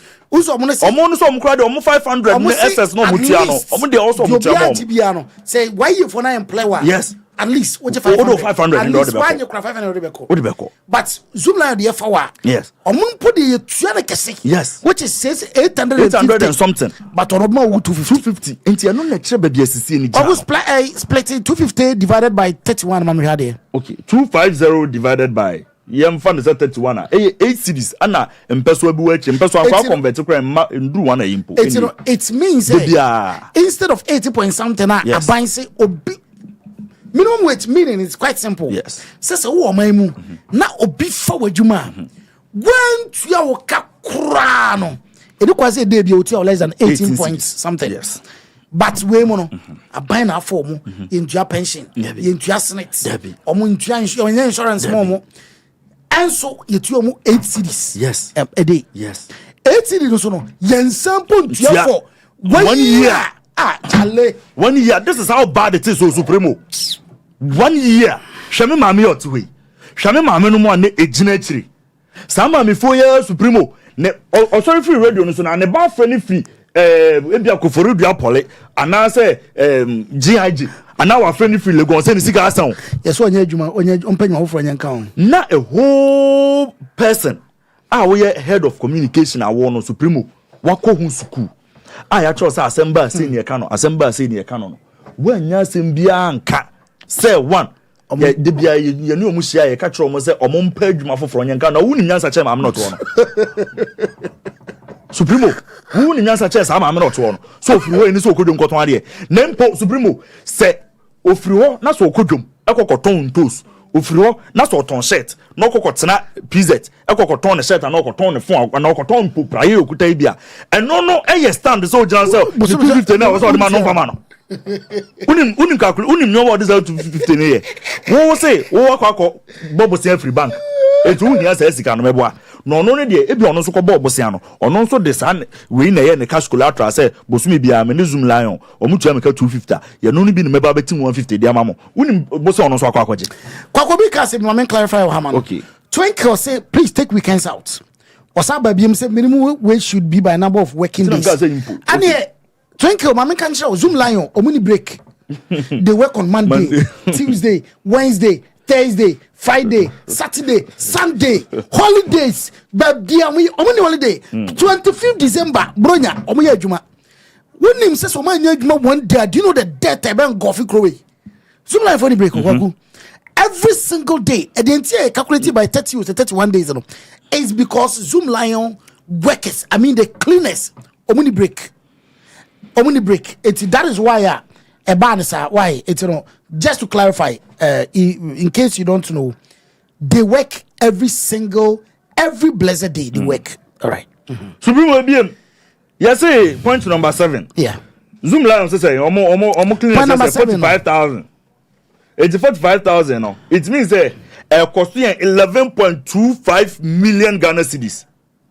Say any Supreme we be na man kan ye. Kwachi. Point number 7. Any young kind. This letter does not state it. Time and number na say bisana asem. Yes. But for many years now, the YE has said Zoom Lion's claim of 45,000 cleaners on the payroll is not accurate. It is also a number of cleaners here 45,000. Nasa busumi biya mi 250 Ghana. That be a busumi biya 850. That would for 250 Ghana no cry. Say I know na ekọ nipa no ho. Me pesa me kire omo a yede we ne ma wo mo. 11.25 million Ghana cedi. Yanko 800 na here hinimpo. Yanko 850 Ghana cedis no. Who say 250 me de ma me fo no nko ade na yede ma wo mo no. It's almost 11.3 million Ghana cedi. Yes, amount I was here. It is amount we and according to Manase no. You betima ka say bia Zoom Lion for no. Etetenu no omon 45,000 nipa na nkasa ma no. I understand you, but maybe we use 850. You use 850 no. Because the time we use 850 because we are paying you per person. And 38,250,000. It's 38 million. Yes. 250,000. And a year Ghana buying every cleaner through Zoom Lion. Through Zoom Lion. And Zoom Lion tenedia na isa dia kakomo. Kwa 38 million zum pachoti. Pacho mo munim no. Mo ba Ghana che anase wunim calculate no. 1 million BI old currency 10 billion. The 10 billion, 10 billion, 10 billion, 10 billion, 38. And no na sa amount we Supremo. Anna yen CEO no.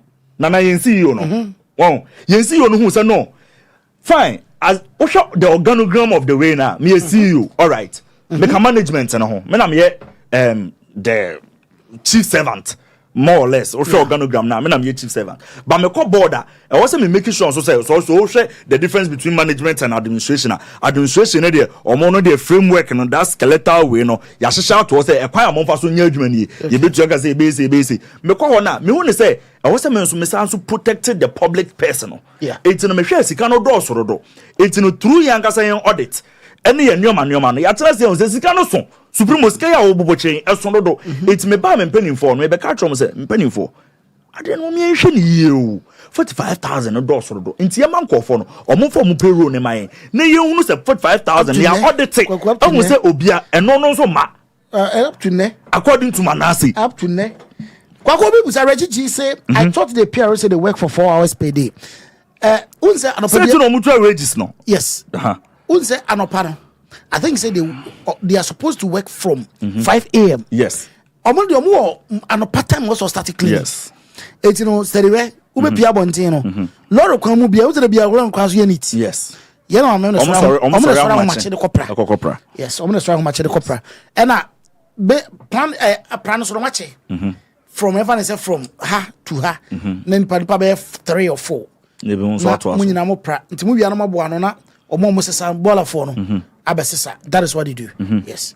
But in a very busy areas, you know, for example, SEC or any other places, you know, or me in rotation. Okay. Because every time, yes, I'm say, I'm piling on my plan on yes. A bit too much. Until no part will be more pra. What's the deal? I will say about 6 hours, 4 hours later. Not being for Bisu more pra. After some hours, will be more pra. That is what they do it. Yes. It's you know, Sada Reggie, it's here. Yes. Yeah. And to Supremo, I have said I'm problem back up pass out. Me pese yes I go back into 2006 time and no more draw na government no ye hu plan na no more ma Ghana in the next 10 15 20 years Supremo say me empower say ye bibi say mamia obviously I was me nya plan B say in the next 5 6 7 20 years no I was me ankasa metimi yes adewe yes into no aban ye na adwene say or the contract na Zoom Lion forever.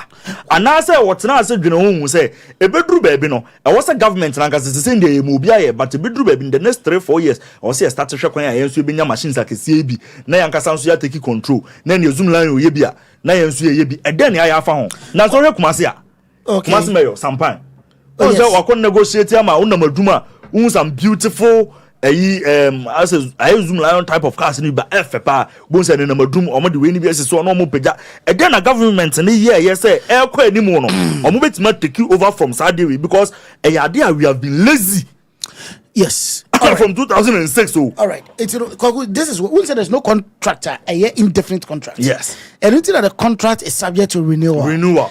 That is why the government is not the one directly dealing with you. Yes, or agency which deals with you. Yes, it is believed say what agency which is the YE almost employ me. Yes, that time no more employ me, but now they are growing. So that is why police for or nurse for more employ. Omadru say no, now you do say bit me a subject to renewal. A do one ma. You don't see we are taking off cry.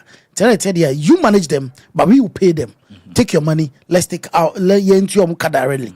It's I think the problems with the board, who is refusing to change with time. What I say? Okay. It is a problem with the board which is refusing to change with time. Then why you can do the work? There are a lot of police. They name police. So police assistants. They are doing wonderful work. They are doing wonderful work. Why can't they do it? And besides, they don't even believe the 45,000 members now. I was so if the minimum wage based on an average 8-hour workday is approximately by 500 cities, then 250 cities for 4 hours is about accurate. And oh yes, our problem is that you're paying them 250, but you don't pay. You don't pay. And two, why is management cost? So I will say the cost of management operations. Times by 3 of how much me but you make what I say. You now was management. You are taking about 3 times the amount of me actual working taking. And that you don't pay. You are not paying. That is what the problem is. And then an investigation according to Manasseh, and so say, in as much as you are not paying me, who jiska SAG interest on loan, as I the cocoa amount now say they pre-finance on. So yes, I will tell you as a double punishment. It's no the can investment for baby and I make but I won't send it to Mubiani. What you want a problem? No. But yes, what do you mean investment for baby and and why he also feels if people we are managing, we are able to pay them 500 cedis, and then we are paying you higher amount, which is 850 cedis. What's it with your 250? Fair enough, you will say 600 amount. You're not paying, so we want to take charge and pay them for you. I don't know why. Yes, because everybody say and phone is buying into ya. And so I buy and I so has a contract with you. Yes. Either you are paid for right or you pay finance and we pay you with interest, which you come for it every time. What I think I buy the car because what pre-financing. Okay. And they drew over to you at your interest. So you are supposed to pay. Also, it's quite simple. Okay. Yes. It's I don't know, so we are clear on data. Yeah. It's Kwaku. Supremo. Supremo comments on some Ghanaians are wicked. The government should take it from the private agency and handle it. Okay. One God Nasa Babichrim, you say. I worked with one of those agencies in Italy. Okay. For 3 years. Okay. And the government was always controlling our salaries. Okay. The government. Yes. Even though they were also stealing, but not too much. But you need baby. Concern say, what na say adwene ho a obam pese am pese no onya bode kakra no onya bayre kakra na bia o potohwe egusu bi odi wia no onum nso na oje wo Germany was Ghana it can't be first ebe ye odi me a any started the ana obon se ban trimu sa no or the internet Until they started the demonstration. You must make control say that number born bi. Me who come home nipa. But Yentobia no. Yentobia na ya can the real Yentobia no. Your friend no Edward Nana Adodankwa Akufo. Yentobia. Only say about for say Mama Ebira no can say I have the dead goat syndrome. Yeah, apology. But Nana don't care, but he is living the real. The actual guy. They living the real. Oh, they live with the red dead goat syndrome. No. Sharon say these jobs are not supposed to be full-time jobs. Yeah. The amount is small, but they should also look for other part-time jobs. Oh Sharon, yes.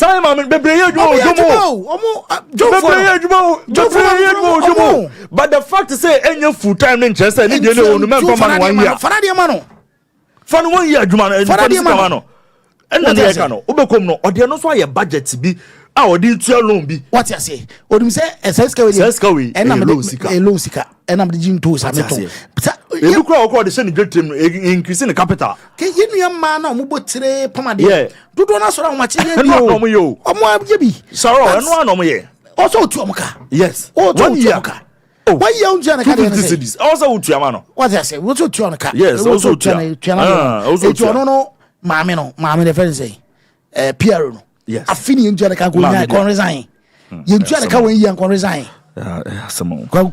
kon resign na aka si enya botre omo mpa nyobi nka ona ka cho so ma mfo no nya adwuma basa iska ne omo adwuma o say ma mfo omo ye adwuma pa so tua na ka fra de no bebre ye adwuma omo so eduba bi kwa na sa stigma no kwa wo ho obi ho a o ye say an nkofo ohuru me say cheduba bi kwa na bebre ne mpe omata de ne say batata de no so hwa strategically yes say wo so omo se bi kwa na dwo ana ahoma che wo flight na we na ewom ne ade omo ye adwuma pa ya omo ye adwuma kwaku me answer me phone lines me say me story back ko kan ho whatever answer na be store phone line manager test me say say mfa eno enka ho what you say and I think eno na say na no ya she nkora bi o Kasoa your man ho kwaku Kasoa your man ho the country Kasoa your man o ma she fie no dwerebe ama eye abrantie bi o 22 years one ne girlfriend o 19 years o ma she dwerebe o ma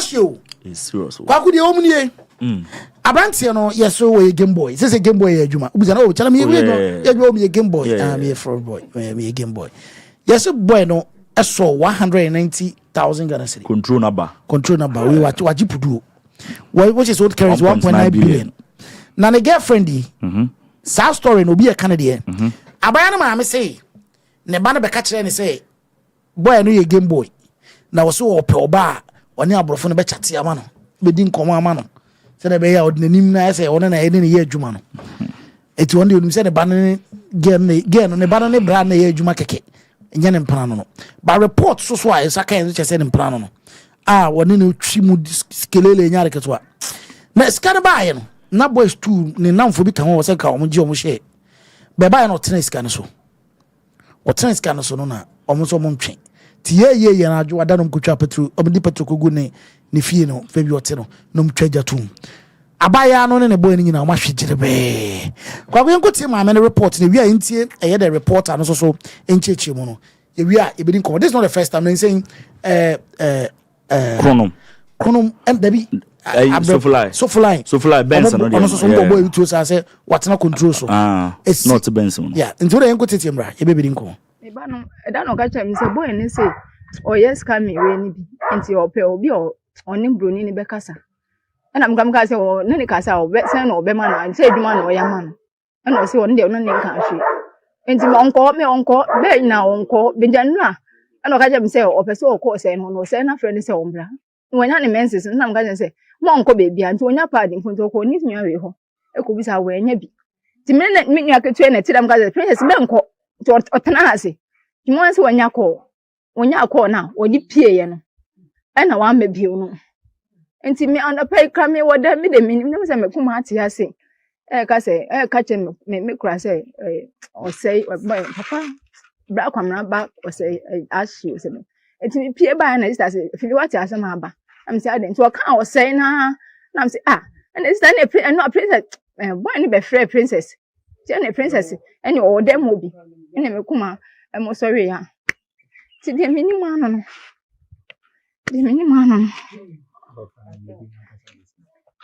or the princess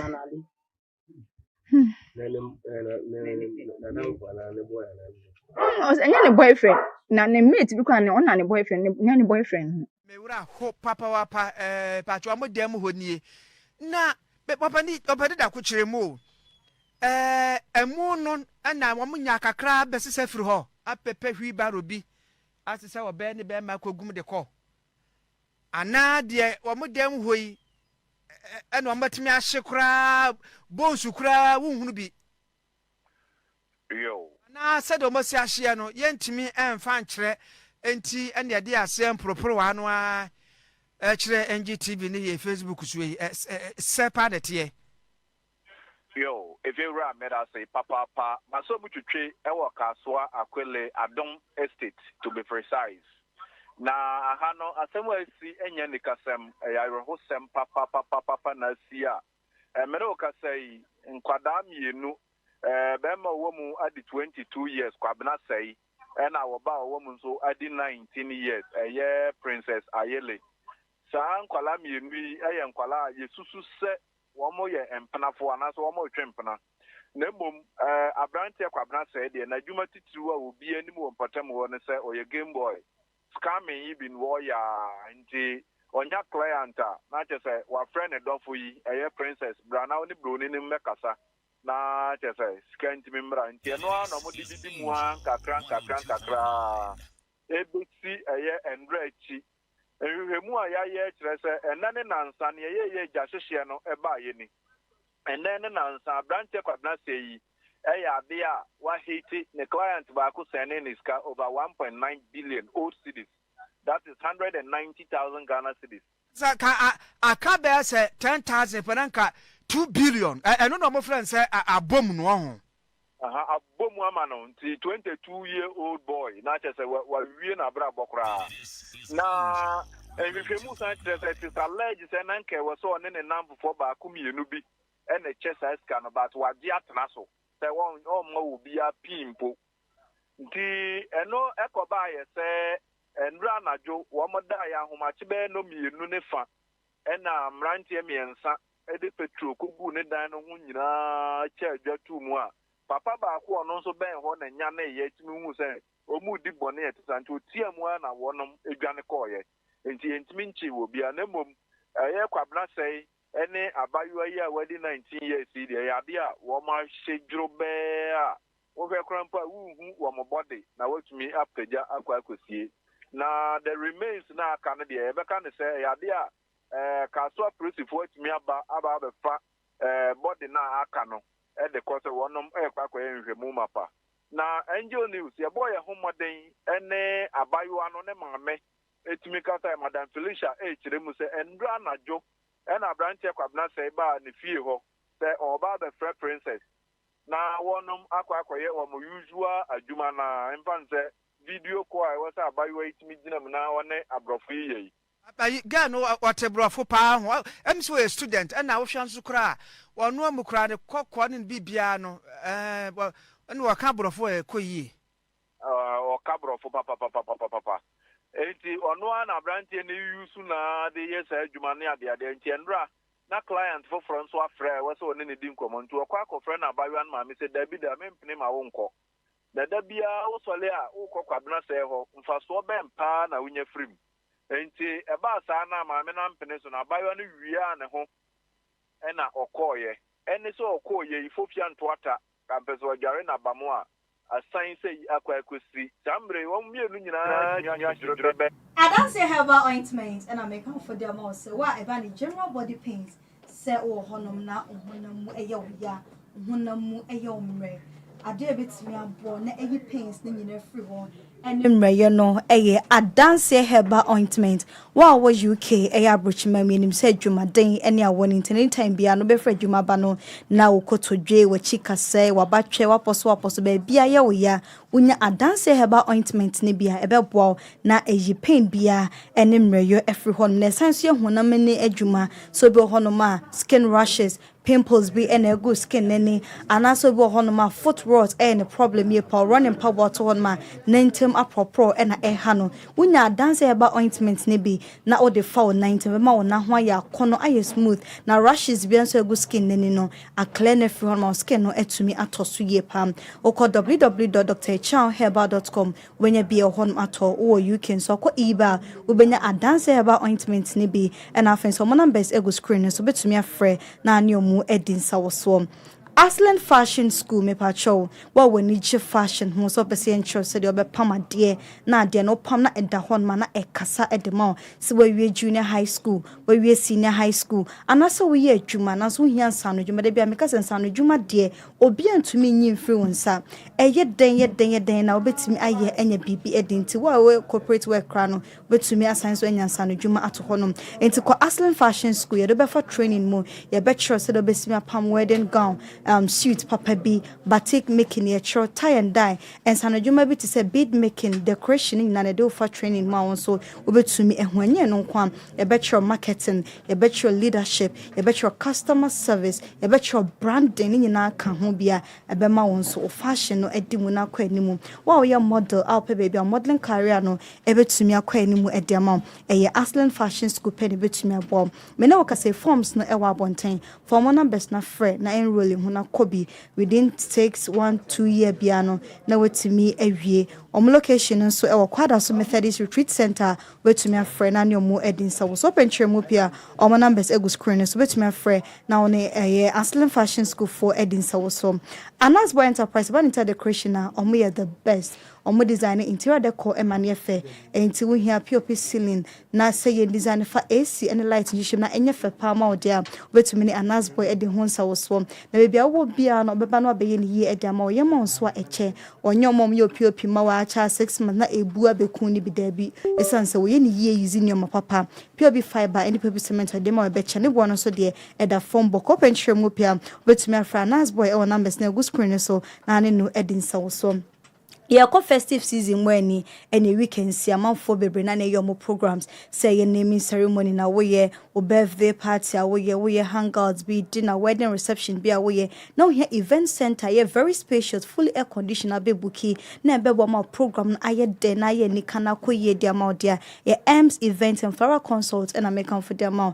na mo event center no e hoso wan kasa be a full AC should be ankodel ye wo changing room e wo hon ma person se san ho a obenya access to your sense our kitchen area be a person when you be kakra no ho feel good and nyina no e be M's event na nye no kwa ye was standby generator in case you doom lighting power program no e betumi akoso kama pa e di amount security service no so de e tight here pa and e in-house music a ope DJ mpa ye be pe bi e di account ho betuma follow mo Instagram @event_gh no ko show ni so de say the event center no sitie open tremu pin so mo numbers ego screen so betumi afre na ne M's for din so na ntremu bi aka no betumi ne penifo di ho enkomom Lizzy tomato paste and American for the most we do ni bi a wo ye di anasa wo ya toma foforo ba be di bi no so be say aduane ne yentimu depa dia Lizzy tomato paste and secret no wo hia tomato paste ye natural ye fa chemicals be in frame no artificial color na raw tomatoes ne dia ya anu stew no dia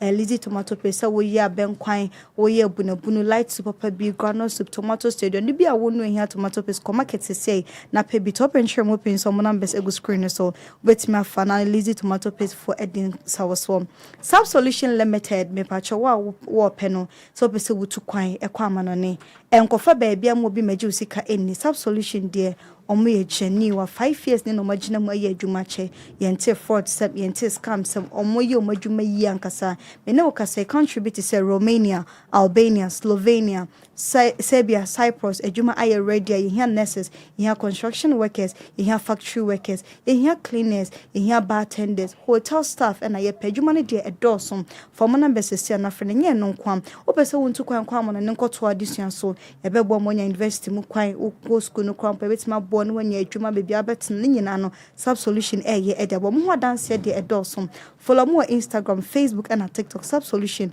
open share mo pin so mo number say go screen so betimi afrena ne Sub Solution edin so na enkomo bi aka atire no watimi ne omo edim 3P garlic mixture and American for them also wa asthma now swatche oba menses ba na wa yas ya ma menstrual cycle na se bo inflow ye 1 day 2 day na etwa me pacho ni na Arabia wan so ano ntama betime didim na akoye bone bebrede ma enti na 3P garlic mixture ni bi na no nom se de be ya o menstrual cycle bi betime e flow kama wa wo ho no ma high blood pressure e wo so bo so ade ma na ne nsa ayetitriti ebe wo so saa wa dure betime abo 3P garlic mixture okwa herbal shop bi benya bi e wo honom omo numbers ego screen so betumi afro pedo so ato a okwa enjoy herba any dani herba bebre wo honma ubenya bi ato e wo honom Nova Plaster Ceiling System Ghana has some plaster board distributors and we are contractor where your project be now we have plaster board we have POP cement we have cement board we have caustic ceilings PVC wall panels and our pay ni na no benya bi e Nova Plaster Ceiling System for honum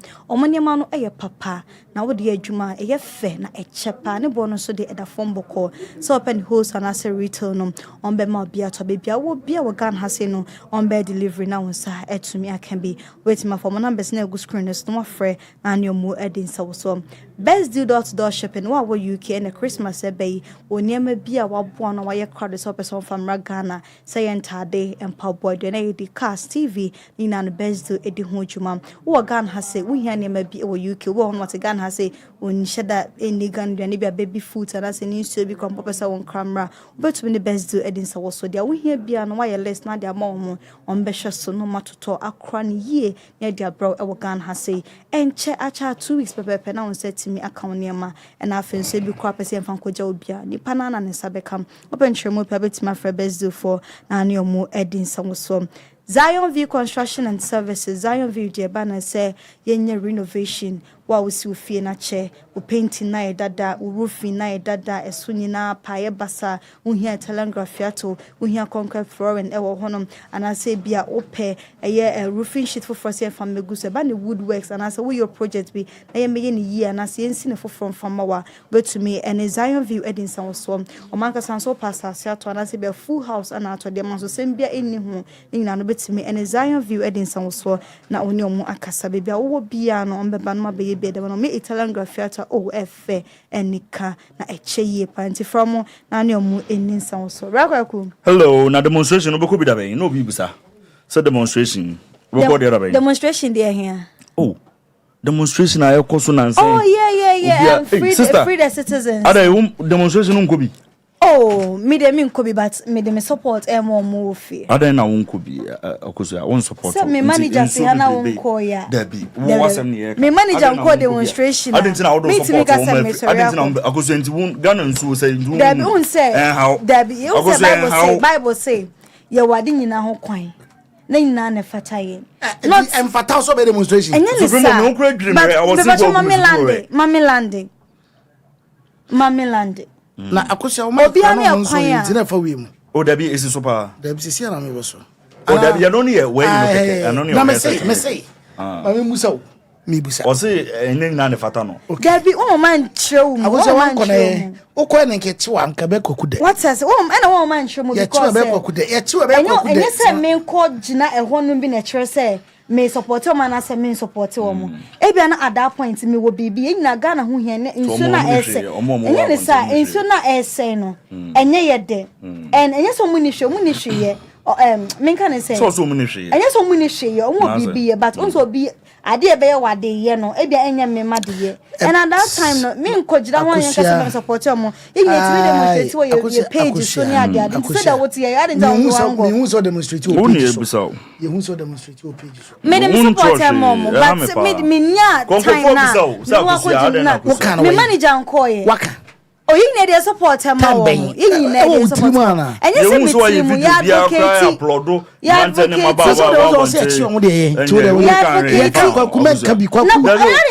mababa no me so pesa me nkaden so mo ni dey support am china ya chi o mo na for 2 weeks enye ye do so mo ni hwe ye o me ka so mo ni hwe ye na kan say me see you want to be so buli akosia oh that's everything you so buli that's a bla all can oh I don't know be I just say omo bibi ye obi so bi but obi ane time or dey ye ni bibi what has it time be na record demonstration oh demonstration say e weekends dia meaning say weekends na bia my free it makes me akọ ground but say new weekends say week there me be adwuma de me on sacrifice wo adwuma nkonko ye no endem no ya agene okay kwaku supremo nko okokra na ye chiwa kwaku ebe ne de demonstration ya kasa akosia son no akosia onko fa bon ko tokun akosia kama akosia onko bobo kun akosia onko sija kun akosia na onko demonstration be san ma o se be wan nya bi kra na sign to me be sign wo e sign to me be sign te sa kwara o because baba be chill free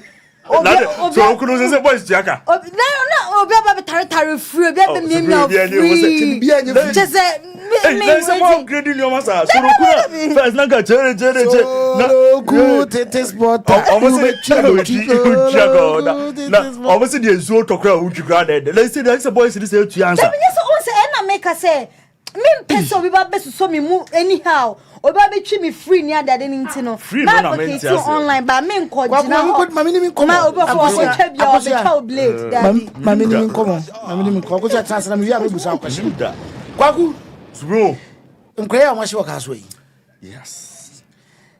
Game Boy na adane occupation okruma o. Adane o. Because me no be na we adwuma be. O me Game Boy. Se se don boka. Me Game Boy. Obi come so big man, oh boss, me nya adwuma da o. Me if say me so me we school dey me Game Boy. Dia be we ni. What ma me no? Mete no. Ma me ne se ne ba no. Papa ne fa ne se boy ne friend say o meboa no. No ne abrofo no enkasa ma no mo ngiska. What the kwaku kasa? Supremo. Very sad story. Nanu yenka bi nsemu ne esa abrante bi puli ben so for like oko. Omoso wakwat iska bi bayere watena so. Sa na yete. Common no sa we no metate pa. Supremo sa na yensa nka bi nsem. Sa abrante ba akokron no ono so de yeso mu yiyi na ni sei. Omu yiyi na ni no. No bre ya ansa na kusu awu. Yeah. Ano so yenka wansem kranyi. Ene Suko number 22 19 years. Shasem atom. But the hammer is a supremo. Said the Ghana yana and 70 bar is blue. And said the second one sem no. Ubekom no so kran ente sao. Yeah, well. But because they see buy yana a quick say because abrante no control about was so 200,000 or so what na so yes man temu wonom de obi anu so was so control.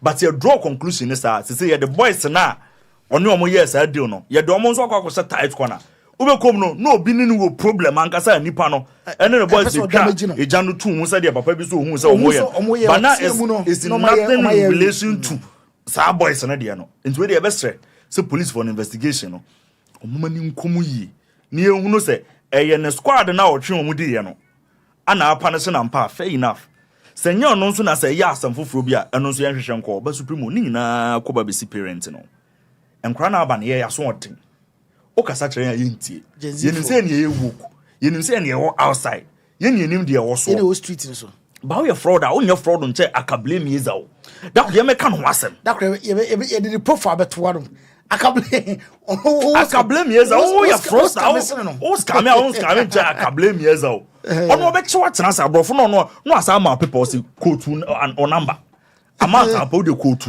na men ko is can inform 3 months on sabeka o ya frosta o ana say hash pop create them yes ana say ye nim de ekoso ye na ye ntia kasa kira ye nti but de ekoso nyina ye ma men no time abako just internet na ni ho atiase mfaso bia ni supremo minimum bia no ka kire me say krobi agidi ngana hapa omo was our reputation for enye suadro de no ba fi wo ba ko na wo bono side no brekum ze open to say kuraji din for scamming suadro offense brekum njoba ko na nipa tu pe bi na amaskuru na agidin on so bi ka kromi ensa we na menim say o ma agidin wo game me yonku bi ka kire me so woni mo bi a o wi ss na o wi ya na ne ma eto laptop man o say ma onim say bi out because you know say onfa anye onfa chat ozo onfa chat tu nkrom ni bo asana awofo no ba bia supremo level na duru no odim say and BSS why now ma me akopɛ bosia ato laptop ma we dey was fa chat but level ni bi duru no in as much as we are blaming the parents, I want to lay some level of blame on the government as well. Oh, woman nyina kan obi say ne ye be hye na pudu no mo nje omo de we friend say baby na ye papa keke sapon oni for example to debi oh the keke sapon former Iyoko okay debi aya o ta abo keke sapon na nyo no no the same ono ni di no keke amoa anyway keke sapon keke amoa Iyoko who is Iyoko responsibility no so mo be check organized crime yes organized crime almost said here no why are they not doing anything supremo but it will interest you say ebia number of we are omo ye we pie na ebia mp obokom de ehu na ye yo so adwuma no de omo ye pa because I know say when they go to Nigeria so institutionalized they had to create a whole EFCC say omufan fighting scam laundering scam that is what is happening yes basically that is what is happening yes say krano utiti street na ebi mu gura baby ni kwanso mu gura because of say won't kroma and a Kasoa kromo ya akura 12 years eku na down for 10 years some maybe say obeto me na sika yes akura 12 years kuna down for 10 years so obi bit mama na sika na ma se ma na che no comfort ba na che comfort ba no so no dey threaten keke wonim say akura no ntimi nkofa ma and akura no so friend na down for onkoja no omko wura dan mu no dey ade bo anu na down for ntimi ko no but one now so nkura mienu enso kun bi sa I think say last year our story no it's getting too much. Nkura mienu teenagers. Oh, you see it looks like for the moon you see I get some trend you say obu so mo obi also scam bia na nam nuro so edi emu e chef mani mono so things are happening supreme to the extent say ya so for ya okay ya so for ni bia nka for laptop no bra na menye ni mangusu mo for laptop no bra oh akwai high life and everything saying oh kwa body everything saying high spirit software spirit don't think say yeah so blog ya blog oh yes kapa no nyesa kwara eyo no ko more na ba ku ya no fa de kwan so it's no ebi la do ba ku di mo ba ku di la o so supreme ti ha do never as a responsible mother too much the baba do interview at asma o kan oba 19 years o say obeka na the ba not brofo sana oh yeah so definitely so it's a juma we need there na even boys no kra na omo eyo omo te say ma no e kasa no se hu bi videos a na o start so kasa because what in America ho be there say machine omo AI buy omo timi ye and your boys na bia omo upgrade to the extent say e bi ono onye video no but we start so na o kasa o be dwene say ye wo no California okuta accent no ebe changing the voice na deep no aba akusua mo voice get it too much and I feel that the government should be very interested in this. She's very interested because a painty the entire country no way you who say you know scamming first not Ghana account the Ghana to red alert the Ghana account is that the Ghana account what caused it most especially was when Nigerians in Choma was in free Ghana no China was in free Ghana China is in free Ghana and Ghanaians and so they are doing it Ghana for now them krano ye too much you know to say is a krano and krano timas scam we say bands krano value beam so what the bands me what the bands me again say we again boy serious omunya the bands just you who the so we big man asana o bana put for him so again boy what is this oh see can brand new the wa phone supreme people should understand that says he can't break no and the warfare if you don't realize that say I ye nam would you for would 40 na year den and a year den would 40 years in a year den e pen 40 kroma we are just watching on we are just looking at it ye here there adwen say ye fashion ho and ye to kroma no kwa go de didi ko no supreme asema wo kan ya wani abra wo kan e very good o ye behave sa conversation so obi anka bi na nye national discourse na dia obenya obi a ne content na ono so beka se sa boys we mu so boa Ghana economy na omo so dura na dura omo so na ton nyoma omo na disca ba obenya o de esia to roma some back club ne say you know yes obenya zuwa sama make na mbo obenya akoya na say omo be gay party okoto tu iska gu we akwai omo nyina dia adwuma ya but you see na no say something say ubusa sa akwa bi da dwuma de say ya so wadi di kuro boy yes so oh yes Fedro abutreka na bi busa sa akoro ya adwuma be na nya na adwuma o ye na de na nyoma be adwuma be no ye businessman otono aton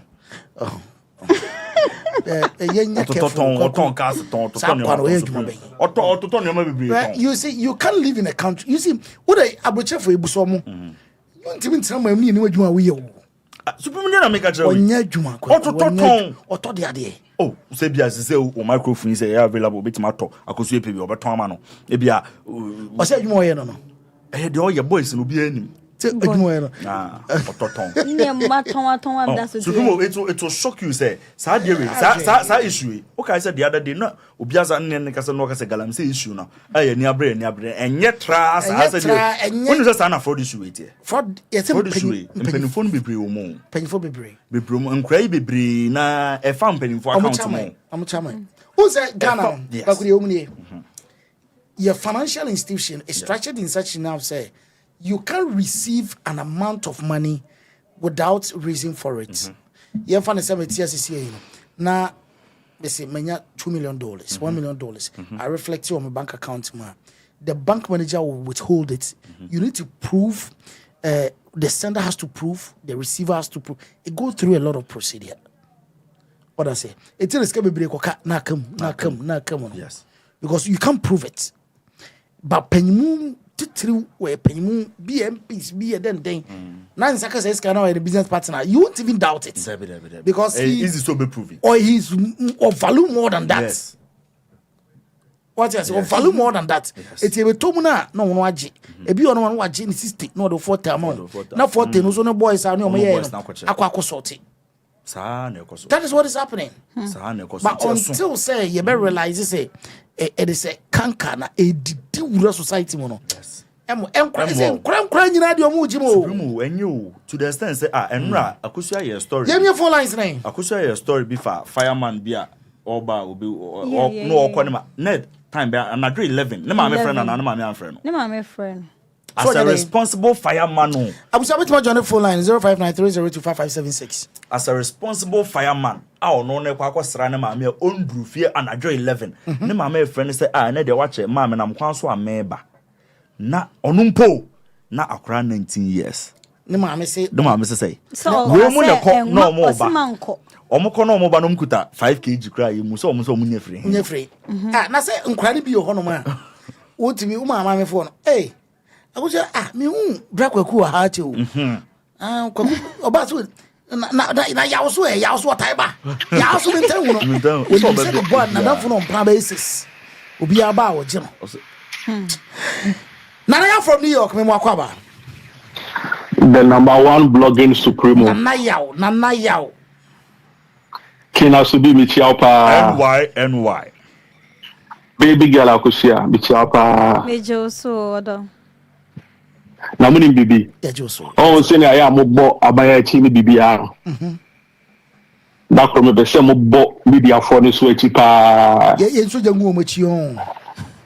Na obi ashe one ne mpna alleged. Na radio personality wa friend na wo ye interviewer. O say oba na o ka brofo pa.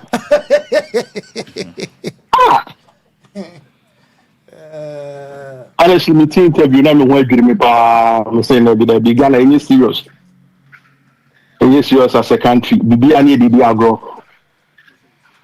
bani bibi Samsung lion for asemi so no anything na ma John Mahama 24-hour economy now work na very important to know. Okay. Bani bibi embaye aye come asemi Zoom lion for ne ka say omo ye adwuma 4 hours. Yes. You will say or try say we explaining it, but what they are trying to say is say for each person, or you do 4 hours in a day. Meaning say shifts now we explaining some more running on. And different people and are running those shifts across the day. So no one can work more than 4 hours in a day. Okay. The explanation I'm in mind and it's your mom some money. Okay. But the problem with the concept say or some page for Freud and they say Ghana ne you be a bit my entrepreneurial. Ubia be go na ya man for juma and or ya buy juma. Okay. It is a story on a panel ko Zoom live on 5 AM. Na upon na. E juma ben no bit me asa kwa ya to aso. So say you need companies so mo run a system no e Ghana. Senior yen no America say no. Enti no enye adwuma. So omo be regularizing na omo regularizing people no. They inform on a permanent employment basis. Na yenti omo kai. No mun jai say omo hide behind 4 hours a day no na yesisi on. Because it really doesn't make sense. The economy no yem building is a enti oye Zoom ya no pa 9 to 10 na. 10 na wa pon no okose adwuma se won yefadu. It makes no sense until some more your margin no regularize on. We say America say me ba for no. Now me here juma 7-11. Okay. Me born night shift for 7-11.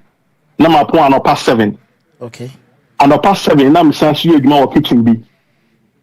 na ma kwa boss a kitchen no and so na me ya na me san so office job bi a na no so me no around 3 o'clock more baby damn oh na ma pon it's not in between no na me da o me care that was then economy ne allow for sir and you know obi insist me at the end of the day no check a me nyina me ka bomu a I was making pretty much good money.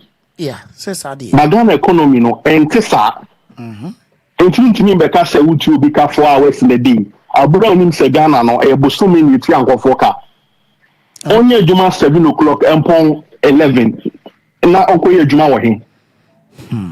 Fa na e jadi ni kura na so ko anopetututu. No ko se ni ga. Ana only me nya adwene. Yes, obedru na ye papa na ye betu afiri ma wie. Exactly. Who say they are just hiding behind excuses and they are refusing to do the right thing. All right. Obviously, if your mom pay na John Mahama oba only 24-hour economy no. Na ye bia yes sister which pattern from monthly to maybe hourly. So na be amount for bit na different get jobs. Na omenyo musika. Medasi be medasi pa. All right. But that's a bit brave. Kwaku Supremo. Na me come for say on the 28th December. Yes. Ye call furniture. Ye kwa adoye. Adoye change pa na. Ye di na se kese pa Emma Dixon Afo. Dixon Afo. Yes. Dixon Netherlands na. Dixon war Netherlands. Yes. Dixon Netherlands. Dixon Afo. Yes. Ye that's a bit brave. Na ye ono ade. Dixon. Where Dixon Afo? Ayonwa. Enyo o meyu. Because Dixon in him na dey. Dixon ye that's be brave. Ye nsaka dey at the fair way ya che. Wa be support ye na nyame show be brave. Won show for free adomu nkwa adomu. Baby yi iska ni free bia na won hye homa. Bible say nshane wana wodidi na wo kai woni bi. Na wo kai nyanka. Ene ya wusia nyame show. We show no for new feel how near money be there when be that's be any aso pa I was for also contribution between the support here between the 0593025576 0593025576 you read December musi na na my expensive cause you are no abe attest to it na niam boy den it is strem ye person ke boy ho ansa na ewura mu finally san niam was here to toni atoto omumu no aduane ye petimi ne o makasa na o maye ne ma maye no so no ye ne o makasa ne work it towards our arrangement it is rocket to be enso ye ne do be may bia gi o de be bia so do be may bia gi and abusa for mo am plan sem be maye bibi te say enuane entade empaboa ni nyina no me kai mo mesra mo maye hu na yen started looking towards it say ne be ya ba ye de beji abuja number is 0593025576 edini ye GhPage Limited a MTN number what the send ya ebeba baby biara hwe me free so hwe free tamale tema sunyane ye brekum so adrobu take us opeso support ya ye de bia ye Prophet Percy obeso support ya e bia ye high spirit de be mai bia na be sum Reverend Victor Kusibuati ni be bia ye beje wo no yere nita de be mai bia ye je kwaku I don't know as I don't did kwaku momo no Supremo so board ma bia ye je be bia ye busia be bia wo hwe free so wo Accra Kumasi Koforidia wo USA Canada wo UK Netherlands baby a wo bia na busia be support ye kakra bia de be mai bia na ye beje na ya dawase wo ne ma fefa mo ye mai e bia ye abusia Dixon ye da se bebre eguso eboabo ye ho ti kakra bia be bia no so na busia be ma maso ate kwagu Supremo time aka say nyoma boy dey so akra bit me busa akusia no o say na dey o ka say nyoma boy dey na akusia akra ha bit me busa akusia dey ba mi trima say so kukura boy dey ana so ko amudiska nyana na akusia ken so on kom bi ku twini free on kom obi ku twini free na say no boy dey o mun twini free ne wa dey ne boy dey Christopher restarting my phone mama. Restarting mommy. Every emre mu say akosia e mama untwini free dia na say no boy. Oh nanti ko kwasma make ya wo. Russia wa busu ya esrem. Mo my akosia what did he Game Boy da. Debbie and surprisingly been pay me that been so payment so. Ebi omo ma hu. No. Enye chairman for ni bi there. Who's the chairman for the so? No. Omo na ma draw omo hu ya hu. Chairman for the voice hu. Chairman for hu. But enye den ya wo be hu. Okay. Ayi for no na krikri for no na ye. Benz gre no na chairman for hu. Chairman for no kra no like wunni mo lifestyle na say wunni mo a. Omo heavy spend, almost spending heavily. It's not even about the spending aspect, but omo looks, omo appearance and everything like how omo show. Ada biya kaftan okay. Wait, but said the more can a door so because ka 22 years. Now be a pe one penny. So now obi a wo use for the short term. And only answer on. Short time to say. Oh, say the supreme. What is short term? Short term. No. So because they say because Rashad mistro. Ucho so do beje. Enye ni sa akra but onso mo so come to me no ba ba ko ho. Adetia. Okay, say scale budi so. Nti wa ma o yare a na okun. I don't know mutu tell ba ko. Okay, who say Game Boy sim dey ana remember cuz on the scabo mo system more like I just one dinner. Economics just distribution of wealth. Okay, fine, but you know, me sure say. But one thing Game Boy is naturally no. Omo money omo pay ma some there. Yeah. And I feel say be also an your fault. A man kasa pe baby eskawo. Yeah, man so baby eskawo. Mama say couple of course. Now Black Party na kan wa say me. Enya na branch ba ko kan ska girls bi twa mani hu ye. Won hu say de. Oh yeah. Oh, Omo si as omo smile a. Sister dem obi as. But supreme won bi so say as omani so edin. As omani e kri. Omo twi ka akro omo nto omo bo. Yeah. Omo ba party omo nto omo bo. E dey ntia na iska na omo ntia. They want omo be say the so maba. And I keep telling people say sika on Bible mu Christ kan yansa ni na nyesika o. Ojimi fo nyesika ekunu ntem ayesa. Obi e wonim nyansa. Se wonyesika e nema mienu. Ida say e be kunu ntem. E be kunu before the time. Ana say sika no obehye no. Because sika ba on e ba won nsema obeso obi ehun say o mimi ni ema malande or drive kwa no o fa ho adrum say the obeso obi ehun say yes and connect mami ai obetima ka say connect to reflect I think he says from my way there manager be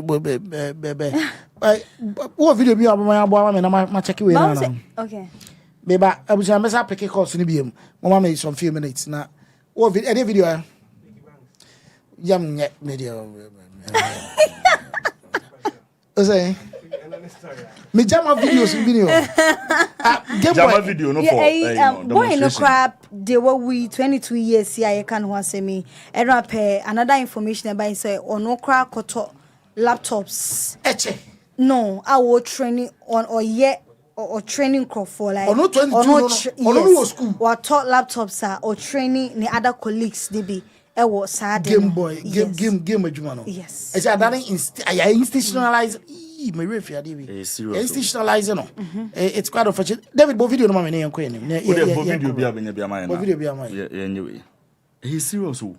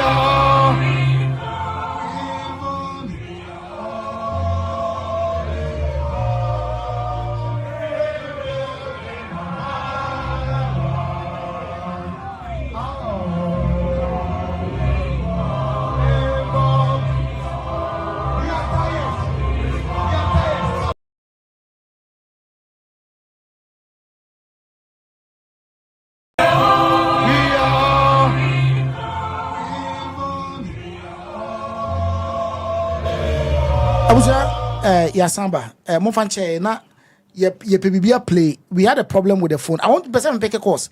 Now me pick him one and play. It's just not a hard. You're not internet no. But I've been able to fix it. It's so familiar. Made him pick it and wakasa. It's we just wanted some video to play. Now yet me and they are fixing the problem, which we've been able to. It's Ajmai. Now see if name one friend you can call back and join the conversation. Supremo, where the other room? I open the cookie. Yeah, Nasif Abasi. Okay. Nasif. Hello. Yet my fix the problem in your Makwaba.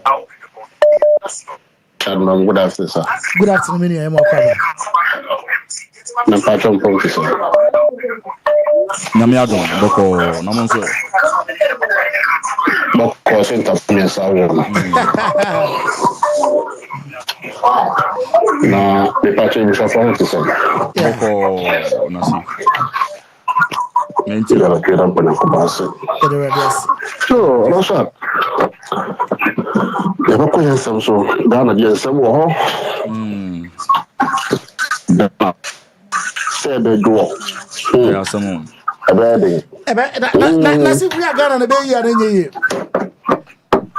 Oh, Gana nje sebe yidia. Munu nebe. Ebe. Umenton Gana no phone preko. Yan ton Gana. Le patrone.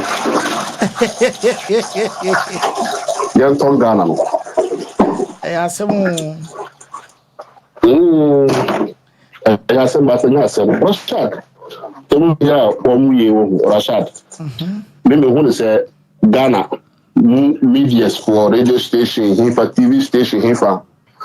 Obi a obeka so on support to side the bia Rashad. On back on Ghana ho. Momu ye ni bia, womu say bi bia ro me bi Rashad. Wọ́n sẹ́ àdébù ọ̀kan ẹ̀ka náà sọ̀rọ̀ wọn ti à ọ̀sán àdéhìn náà ẹ̀dí bá. ẹ̀nu ní àsẹ̀mù. Yẹn mpanyinfo yà kàkàkàkà yẹ sẹ́ yẹ kasa yẹ mẹ́ di mpanyinfo àtẹ̀m nanso sẹ́bi kasa bi wọ̀ hɔ yà kúrọ̀kúrọ̀ mpanyinfo náà anyẹ yie ọ̀sán yà afọ ẹnibiri so anyẹ yie nti even politifo náà wọ́n ti sàn kúrọ̀fọ̀ sẹ́bi wọ́n bí na dàn fa. Omo Ghana for kwakunam for. Rashad, nti asema nkrofo yi eke demonstration omu yi Rashad, ensu enti sana. Etisa. Na fade. Ede no mu fum so. Na waka asema tele peni awa botre so akrokro ni peni ba no abuto ba no da ma no akrokro wa ta da ma uto na so no or do we know that from not to no of Rashad then also you am paying for you as if I had you in a bed and the Ghana bre ya bre ni na ara no so you mu hwehwehwe so ano you to so sorry so amu so mu dabi no mu ye no mu anyi ni se no pata mu ye on Rashad se mu de o se mu na mu anyi from pam to mu nkyere se no pata mu you to ya first no mu ye on pam ye no Asif abotre abidi say bibia be kama bibia be kama yemfa bibia yentwe nyame that's it that's pa Ajmai from Qatar Ajmai hello Ajmai mo akwaba now what to say Rashad ajana dumo na so nyame adome ho ye pa I'm say we no to bona ye no e na o twen be sima na say we no be nya dia bo de beba kwai so wadwene ho keke kwa nyame hrawo so wadwene ho keke no kwa nyame hrawo be ina ye de beba all right ajma da sia na lady ba kwa no ka ayi ho no way maintaining can be beba o ko break akra obeba oko break akra for the okay wabre okojina ho make akra na me galamse no so we at campus time no and na see expose bisa no mu ye show 2011 2012 more na ye show mu sa na campus speech say anasa say the video bi no mu ye galamse won show mu anyway yeah that was in and I think that for the swear no yeah that was in 2012 yes for the no so no say the same videos I can ministerial committee phobia or modeji skebie say afede Japan beg yes announce and for proof from no video ni nyamra give mind jaye ever since obi me attack politicians even politicians no obi who say announce and also people be exposed because for video no bra no ma head knowledge say or be jiska na say be say this obi there or government officials need to be. I think he was only the person with me there, yes, with me call, yeah, could do. I could follow me about me, I don't want to era. I would say, no, because or man, here, or be trap home. Yes. And my head, and negative is there, or you fake. And I feel it, you be, I'll be a open. Well, I reckon. It's a me to was here, only say, the news announced was a threat. They had to find a way to.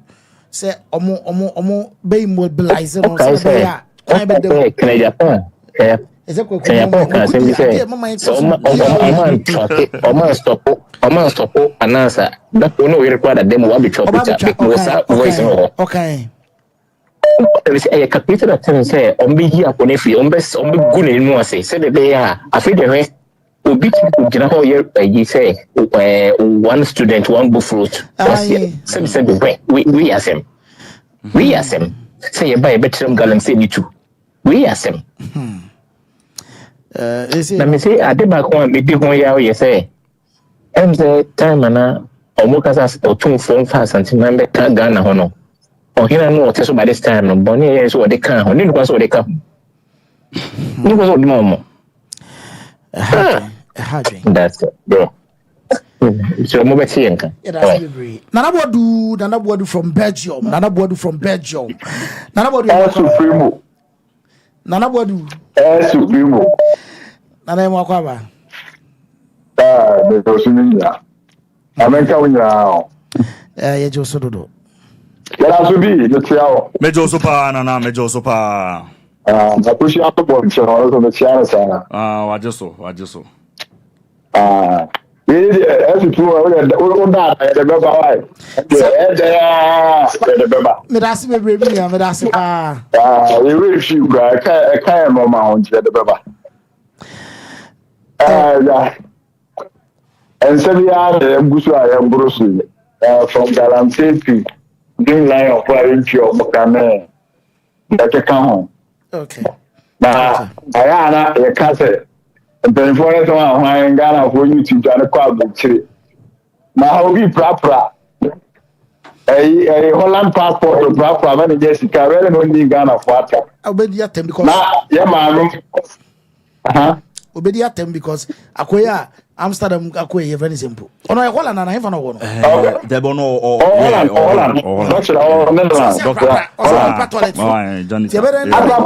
you're the same thing, my memory. Into exactly. Because I have every professor say a man degree because of granted only 4 hours. But 4 hours is enough for them. So I want to be young more so about it any be a few daika. So say a man be a man so will be a 4 hours. Now until getting to 1 year. Unyana salary. So, and I don't just say we need to answer so yeah. Yes, I'm copying. Just want to need Study. What's office one? If you are going study, can Asu-B na. Zingonya eduka.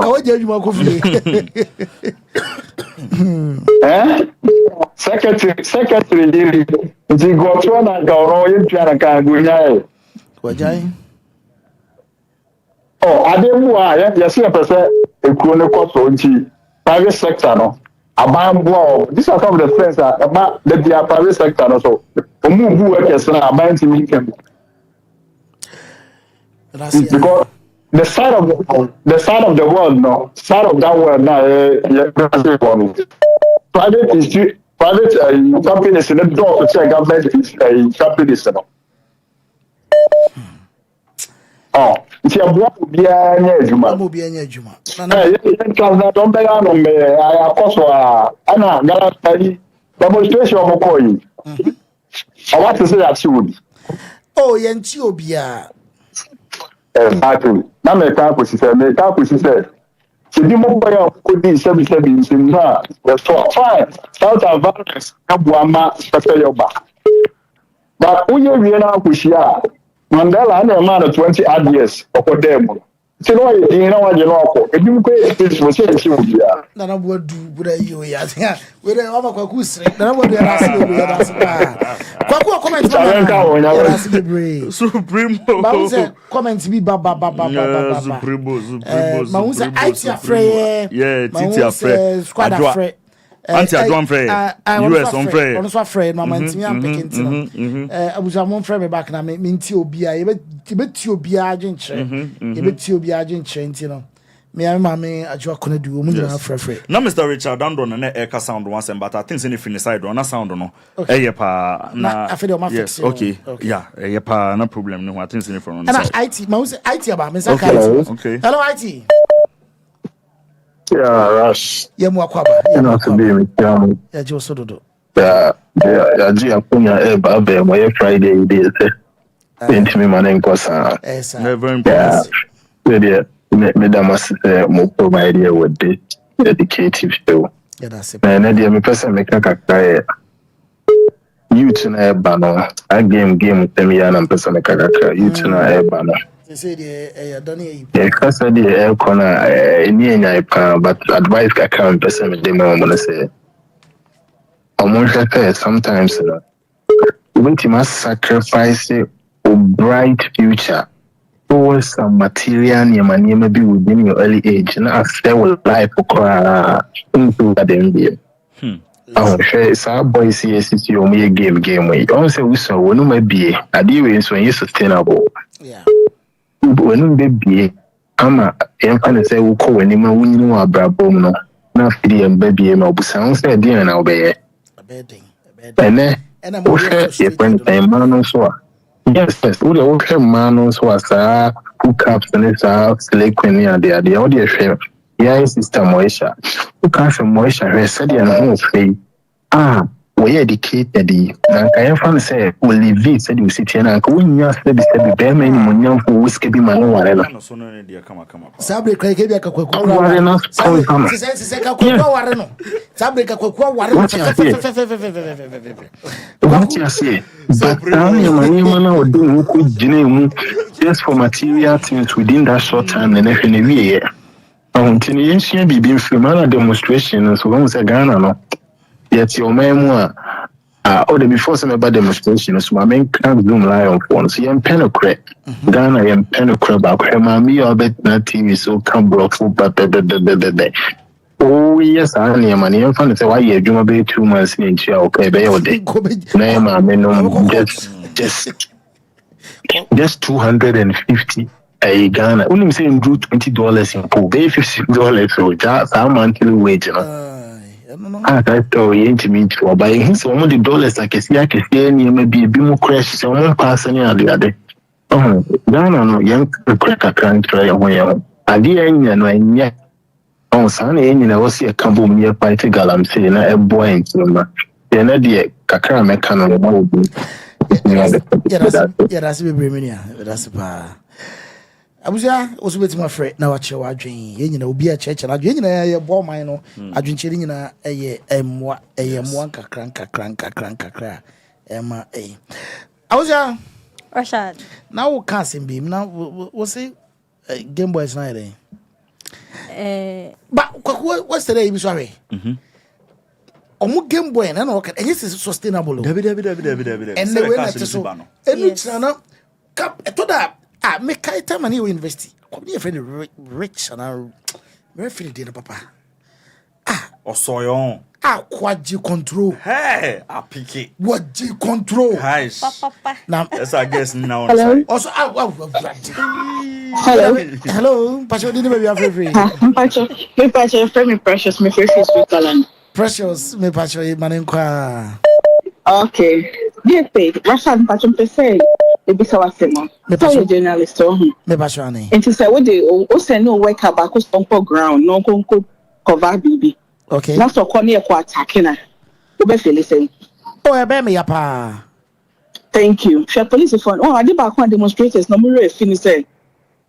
Like police for no, they have designed to work. Omojuma no moyo. Okay. What way Jumani are just distribution set for Hakope Juman. You go there, you have nothing to say. Maybe on the private media, they say, "Oh, now police mean can say, Konako guide way. I'll bet me can say because Miss Minim says so say to me. What do you mean? Before some bet me answer, before some bet me answer, I used to no come home. No more is hard. And also said, police for no move on almost covered almost the whole demonstration. Now I'm just with their salary, with the economy, with the issues around. They can't just voice out because there are some positions when you enter, right? You can't say anything. You just have to guide and protect. And the Sankophone demonstrating and they try to hit the people standing there now. Right, this is very bad. We should condemn these things. Because only not so maybe look how we no come with you. But he has saying no, and so Jinaho. So what he say? But what's a pa? Oh, to me, Kasoa Doji. And so Jinemi. It is a over corner. No, sometimes they attack the gift to the police. No, I am beside me. It is a one here. Juma on your secret number. Are you going to attack the person who sent you there? Only choice. Only choice. Also, no Juma no. Any choice. No more yen right and person or demonstration to show my dream. Baby, I wanna believe me, their heart goes on with them, but they can't even show it. They have to be there. So I tell you. So when we are more yen peacefully, I was not so guide them. No so guide them, no so guide them, no so more yen, no more. But if people turn thinking so more protected, the man so protected. The man so protected. Ultimately, she be so what I say. It's almost outside, no so pass or more attacking police for now. Almost outside, no. And now so it's only be the Ghana young person. Yeah, cannot correct. Or Mumina. That may can be better. Say last time wait, that no, yes, I'm Sabishi. And I really admire Sabishi on my show. Say or buy any see for you, no be no trauma, nipa bakupe. What about the rest? Nti me am gina on say me so political affiliation ni so yare na say wonu minim say nti say na bi so yare so na say political affiliation na me so obe fa no afa o de bra bo de me hwe we fix the country say should be on political affiliation no later but out me who say omukra na obi ahwe ne personal interest. What about the innocent one that joined? So I said, what about the innocent ones that join? And to say, yeah, demonstrating. If I know correct, can you more? Shabba demonstration and hold you. I'm telling you, because definitely Ghana function to me to be quiet. Interesting. That is it, bruh. You can't correct. You didn't say back who say we are calling away and you do. Oh, baby, back to say, I say. Now, I don't know if you're door best or something because me say people were talking to people. But just and if you're door okay last time. That's exactly what. So no one day. Or come on cry. Me ba mom cry. You think say or mom dey no be for show. Never. But to see any say be fight am corona. You the adwin ko ben krom. Any political parties in even brush. I was expecting say if you other political parties in can say empire best stop it. And so be to me bold enough to say because of what vote.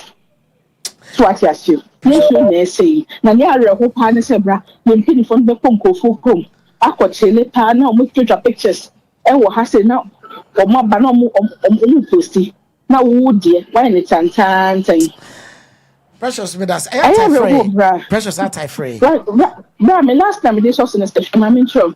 Maybe one is saying, some may have demonstrators from. Yes, or maybe my suggestion, no. Yes, or when they said.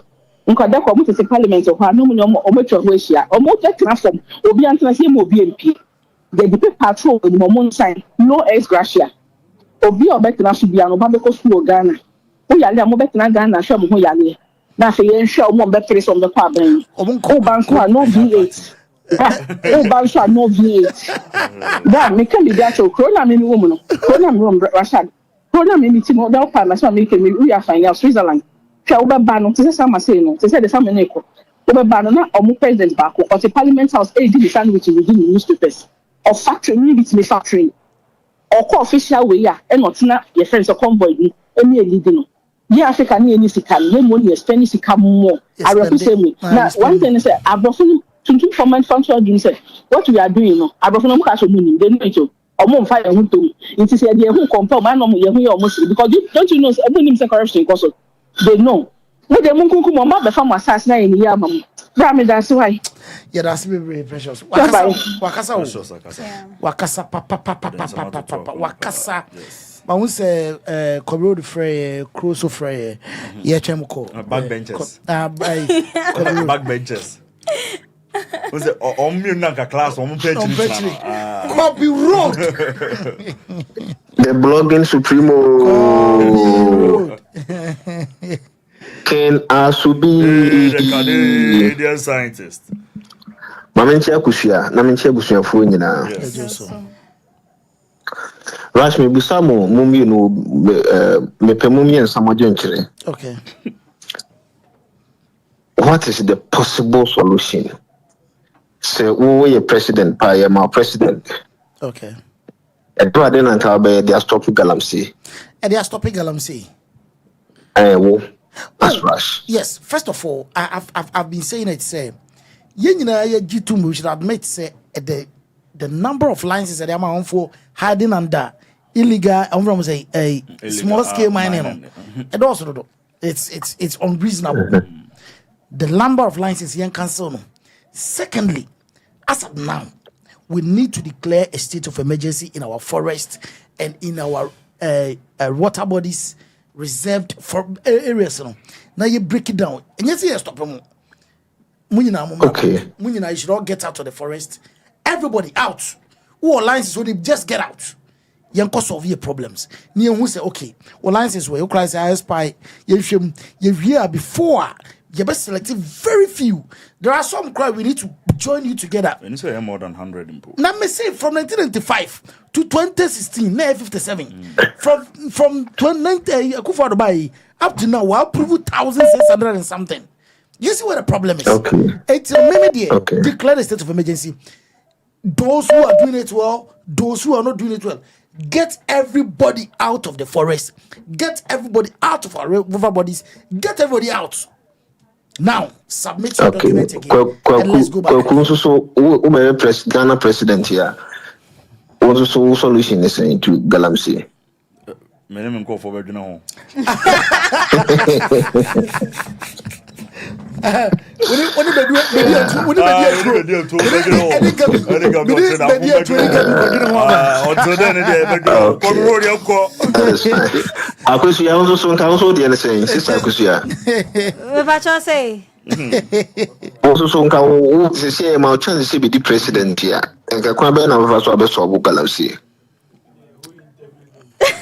Yeah, the board members better than since you ever heard. We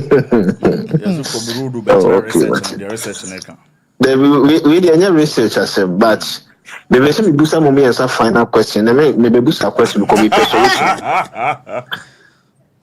And it's a Rash. We are some clinics here, whether social media or traditional media. We are some clinics here.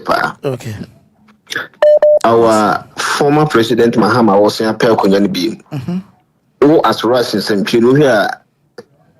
Question Ben Mabusana fa how best of galamsey. And you on Bawumia. At the end, so Mobusana fa quite over fast as of galamsey. Interesting. Almost taking say. Information. Interestingly, they all have the same solution. Almost solution, okay. We will teach them how to mine without destroying our forest. Interestingly, affirmative positions there. And we will teach you. We will teach you how to mine without destroying our forest. And that's what Bamiya is saying. That's what Jane is saying. That's what Muhammad is saying. That's what Napo is saying. Interesting. That's what they all say. As also I told her Namotaye advert for Mutu Quine the other one. To the infant say, yeah, the flight service will say, Omo Galamsey site, Omo flight, Enco US, Canada, and I say any of the European countries in the Enco cleaning. We have see in the 100 see when the person before flight Nako. Obiabeko, the entire Obiabeko, and say, Obianim say. Those people working there, big man be was raw.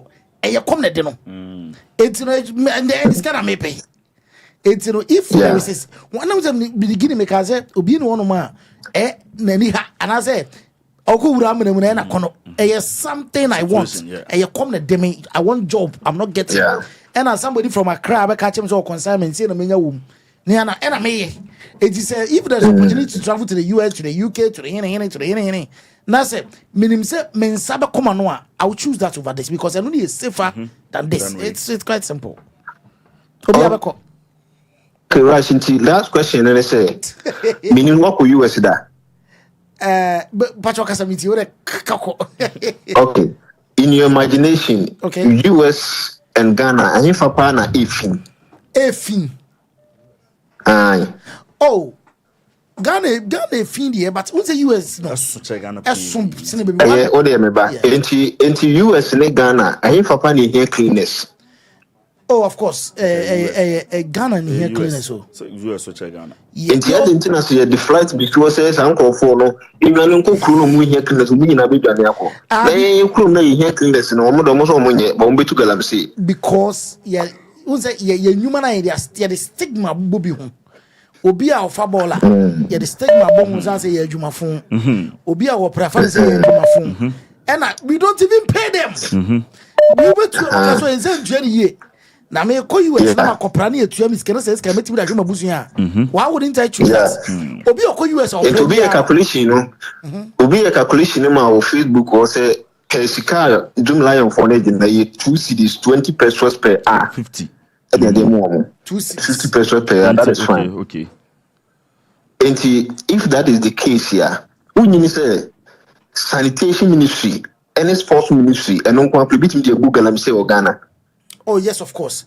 Employ people. See, sanitation, any sports here, and no one private media Google and see Ghana. See, an attractive for. Because we be proper about unless you be to per hour, and be 10 cities and not 20 cities. Let's say 1 hour will be a man of 10 cities and not 20 cities now.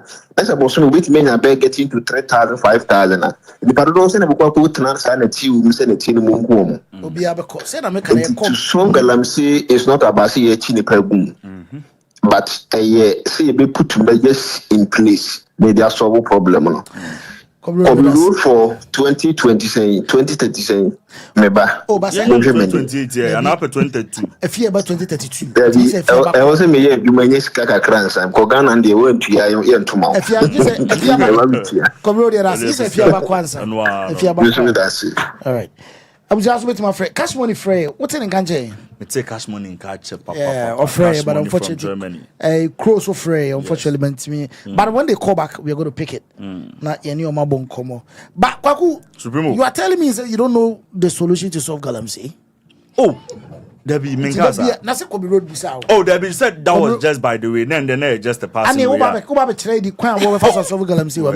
Mama pick a coimbra. Hello. Yeah, hello. Yes, sir. Good evening. Good evening or afternoon. Yeah, good afternoon. Michelle, Obaku, Akusha, and your friend is the Akusha. No, I do want to know. No, why then? Godwin, because I'm free Legon. Godwin is Legon. Now, Godwin, okay, and I mean, Town to man. Yeah, because ever come once a week. Okay.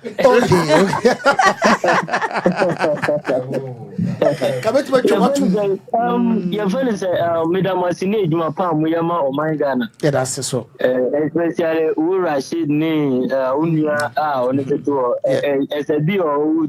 I think say sana someone to me on Bobudi, Papa Mumpacha, Papa. Oh, yes, I mean, Kasami and your friend said, Galamsey, Asama, Pasami Kagamsey, some name demonstrators for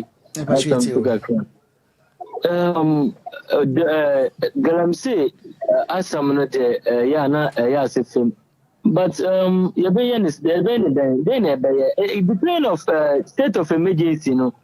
Yeah, me who is still because me can say just a few months or last year or something like that. The Omuchichi excavators now they she journey at their day between. But me say soldiers pony bini police pony be amuko we go give life now they are there. When you be fighting I could do I don't conform your mind you know. Ejuma be na ya create amomo.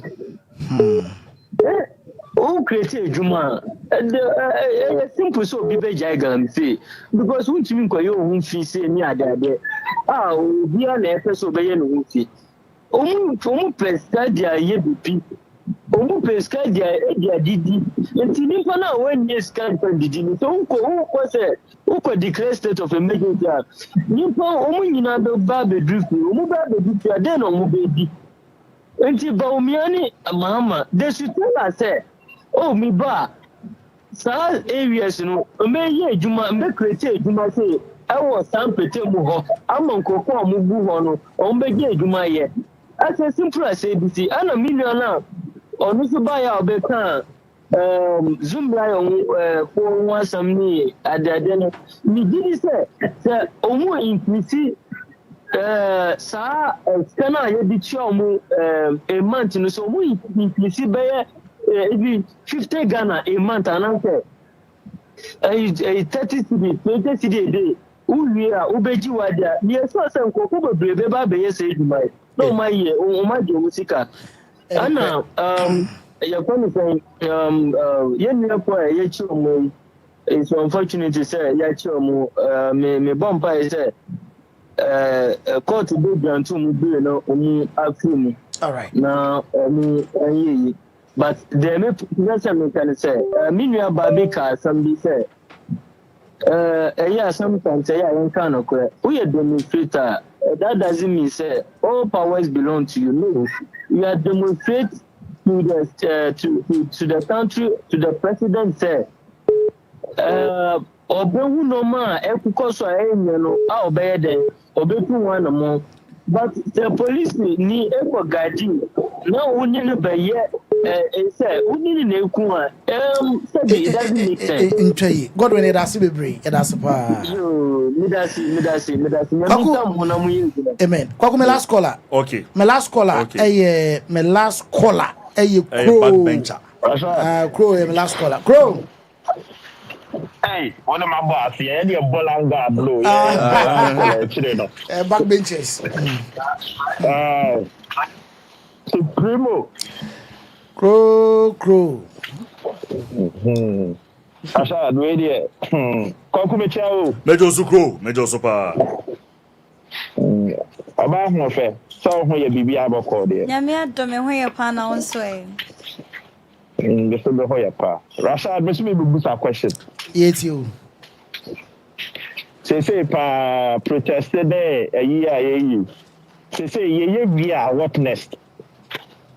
Sir, the woman and I say, basically, no, we are protesting. Or my piano, if your leaders see, say, Matthias Kruma, or Moon say, and Yadi here man come on Tinsi. So they pay attention to it. But currently, no, Yama Pakufado, here, your demonstration be as a health work to ensure I'm very serious. It's for now. Oh, for now, the only thing we're going to do is vote again. Vote. I don't say, Anna, and you will be our demonstrating. Be as soon as you say, we opposition party. One problem. Yes. And you can't say because of that, I'm not going to vote. Yes. The only thing you can do is protest. Basically, the only thing you can do is protest. Okay. All right. And also, yeah, because as I met her, I'm a general. I said, Ghana, yes, I say, demonstration ready. I think one of the demonstration I told you. Oh, no, the whole Ghana was two from 1974. According to West. Yeah, I say, the time is the next time. I was two women in the chin up high. Yeah, we are more yet or no, why any chance? Just who's a new deal. Have work. Yeah, it's a video. Solution now for Galampe because Galampe no MY. When you say 2 days ago, me name call me Kasai. Okay. Utu galamsey. It may be that say na galamsey ni say the protest of we ye a year for 2 years say mu maja you was a share ya jawo he. The site say see as I know cause ye clear out. Ye jinam bare sa abelaba. Let's go. Nti no I say on penifo so search no mo ye den. Omo mo it me feel say no as o mind ba ya na say ye adene say se ye kana omu ntia e say ye to amamo obi a oba be stop no nipa no so bona anye ya ye nsa na sa akopem fe de oba obetimi aye no ni ye ja akonya na ma no. All right. Okay. Jumlayo ma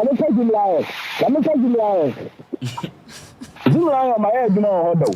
Sa. Omo de beka we 2 years. Now we dey.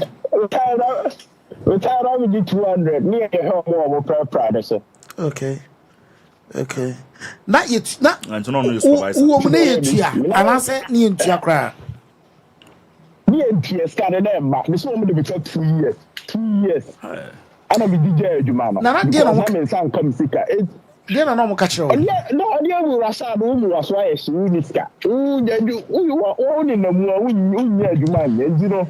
We be ketwa na we benya ye no we fa ne sa. So if after the na bua ne say me na me environmental health for echo out for inspection here you at least o ko na bia o ko somehow bi na bibi kakra bi mona na mo samai gigi scan di no okay yeah sama now why you watch if you near o ma o ro sa o no mo jadam die you know Rashad I don't know say boy itimi dey eyi ni ha ya de na ni na ma be si sabrewi it is come a big issue omo bi e ma me mo nti e so mpelifo de o many share no mo he no mo solve situation no mo na air time. Okay. Yeah, that's we break ko yeah that's pa ko dey ntimi pick bi na. Yes. I was say yeah na ye dey asemsi wa. But I'm telling Ghanaians say Esremo on the 28th December mu ko jaye. Esremo bebre mu ko jaye na yentimi enkonko ya doye. Esremo mu kan ho na yenko. Yesremu yesu fremu mum ko jaye ye hiamwa mum pe kakra me kan ho keto bia eje sisi amene o kebe ka so me edu ame o musa but December na pressure no so of eje o fa se eje anti eje so eje ma eje da eje obeje ogeje obi eje tino fama you na so pressure na misi why so be brave number 0593025576 0593025576 edini a GhPage Limited opeso obedi ni ma brain tade mpaboa de odo bebre bia so no yesum ntine yeso ba bekan ho kwabu supremo the same Sunday me could di watch bi pa na no bisa me me catch me refi watch supremo oluma umpie na ha me yes an kam do ko di watch Sunday double tray ni ka no oluma so to nyansa oh there oh here oh say na ready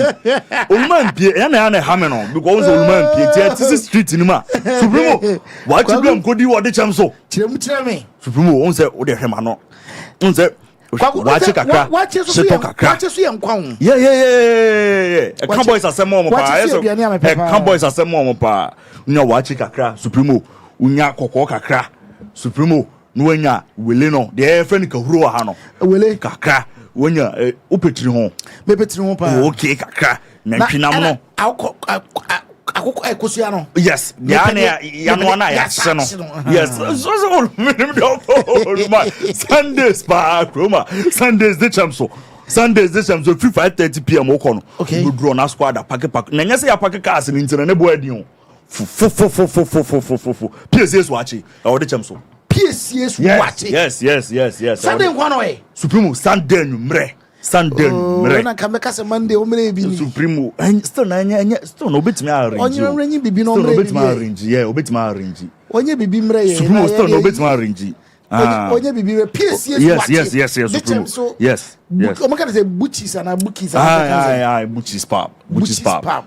So Christopher the one on the da. Pub on it. Christopher like Butchis pub on it. Your boys in Christopher. Which one? It's PSC's pub. Yes. PSC's watching. Yeah. And what Ditcham Butchis pub. Supremo. Only Sundays evening. Yeah. 5:30 p.m. Yeah. Prompt. Aduane de ewa Supremo won se to ma wache ye de Supremo. Onye bibi found. Onye bibi found nanka Sunday Monday on rap kamre. Nanka oluma wo de kan wa no na de America. Na ye fan castle. Yes. Now de wo hu say. Eti PSA we de kwakudi abane so.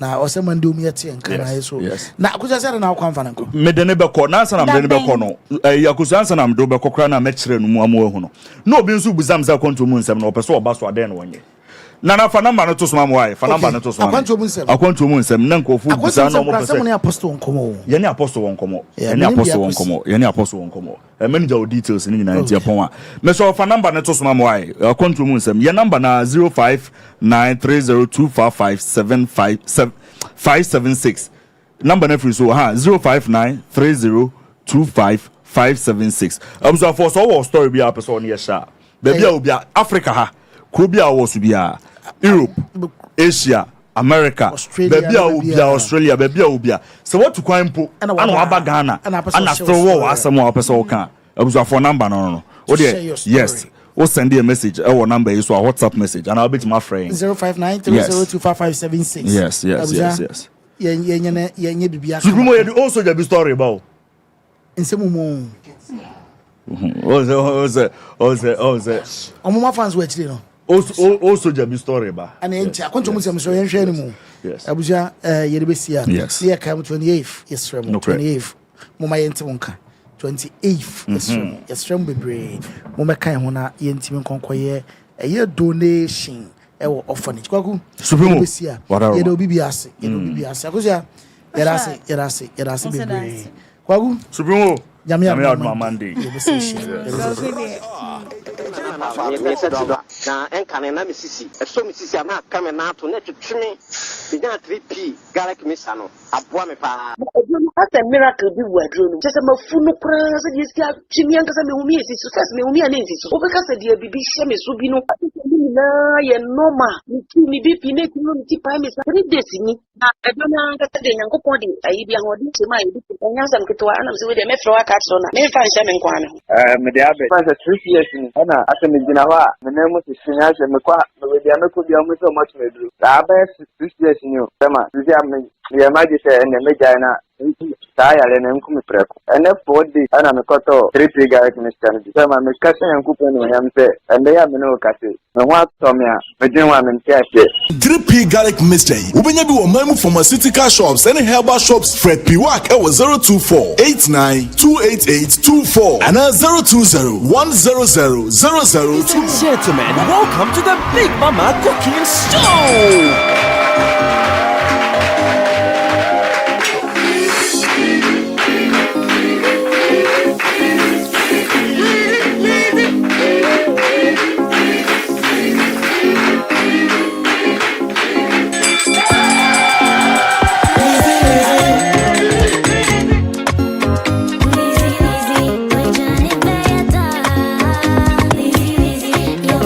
Ladies and gentlemen, the winner is Kasoa.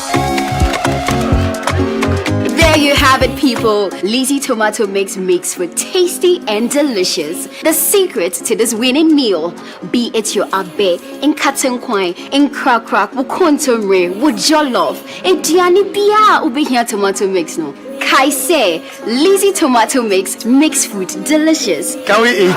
Lazy tomato mix, your family, our passion. This advert is FDA approved.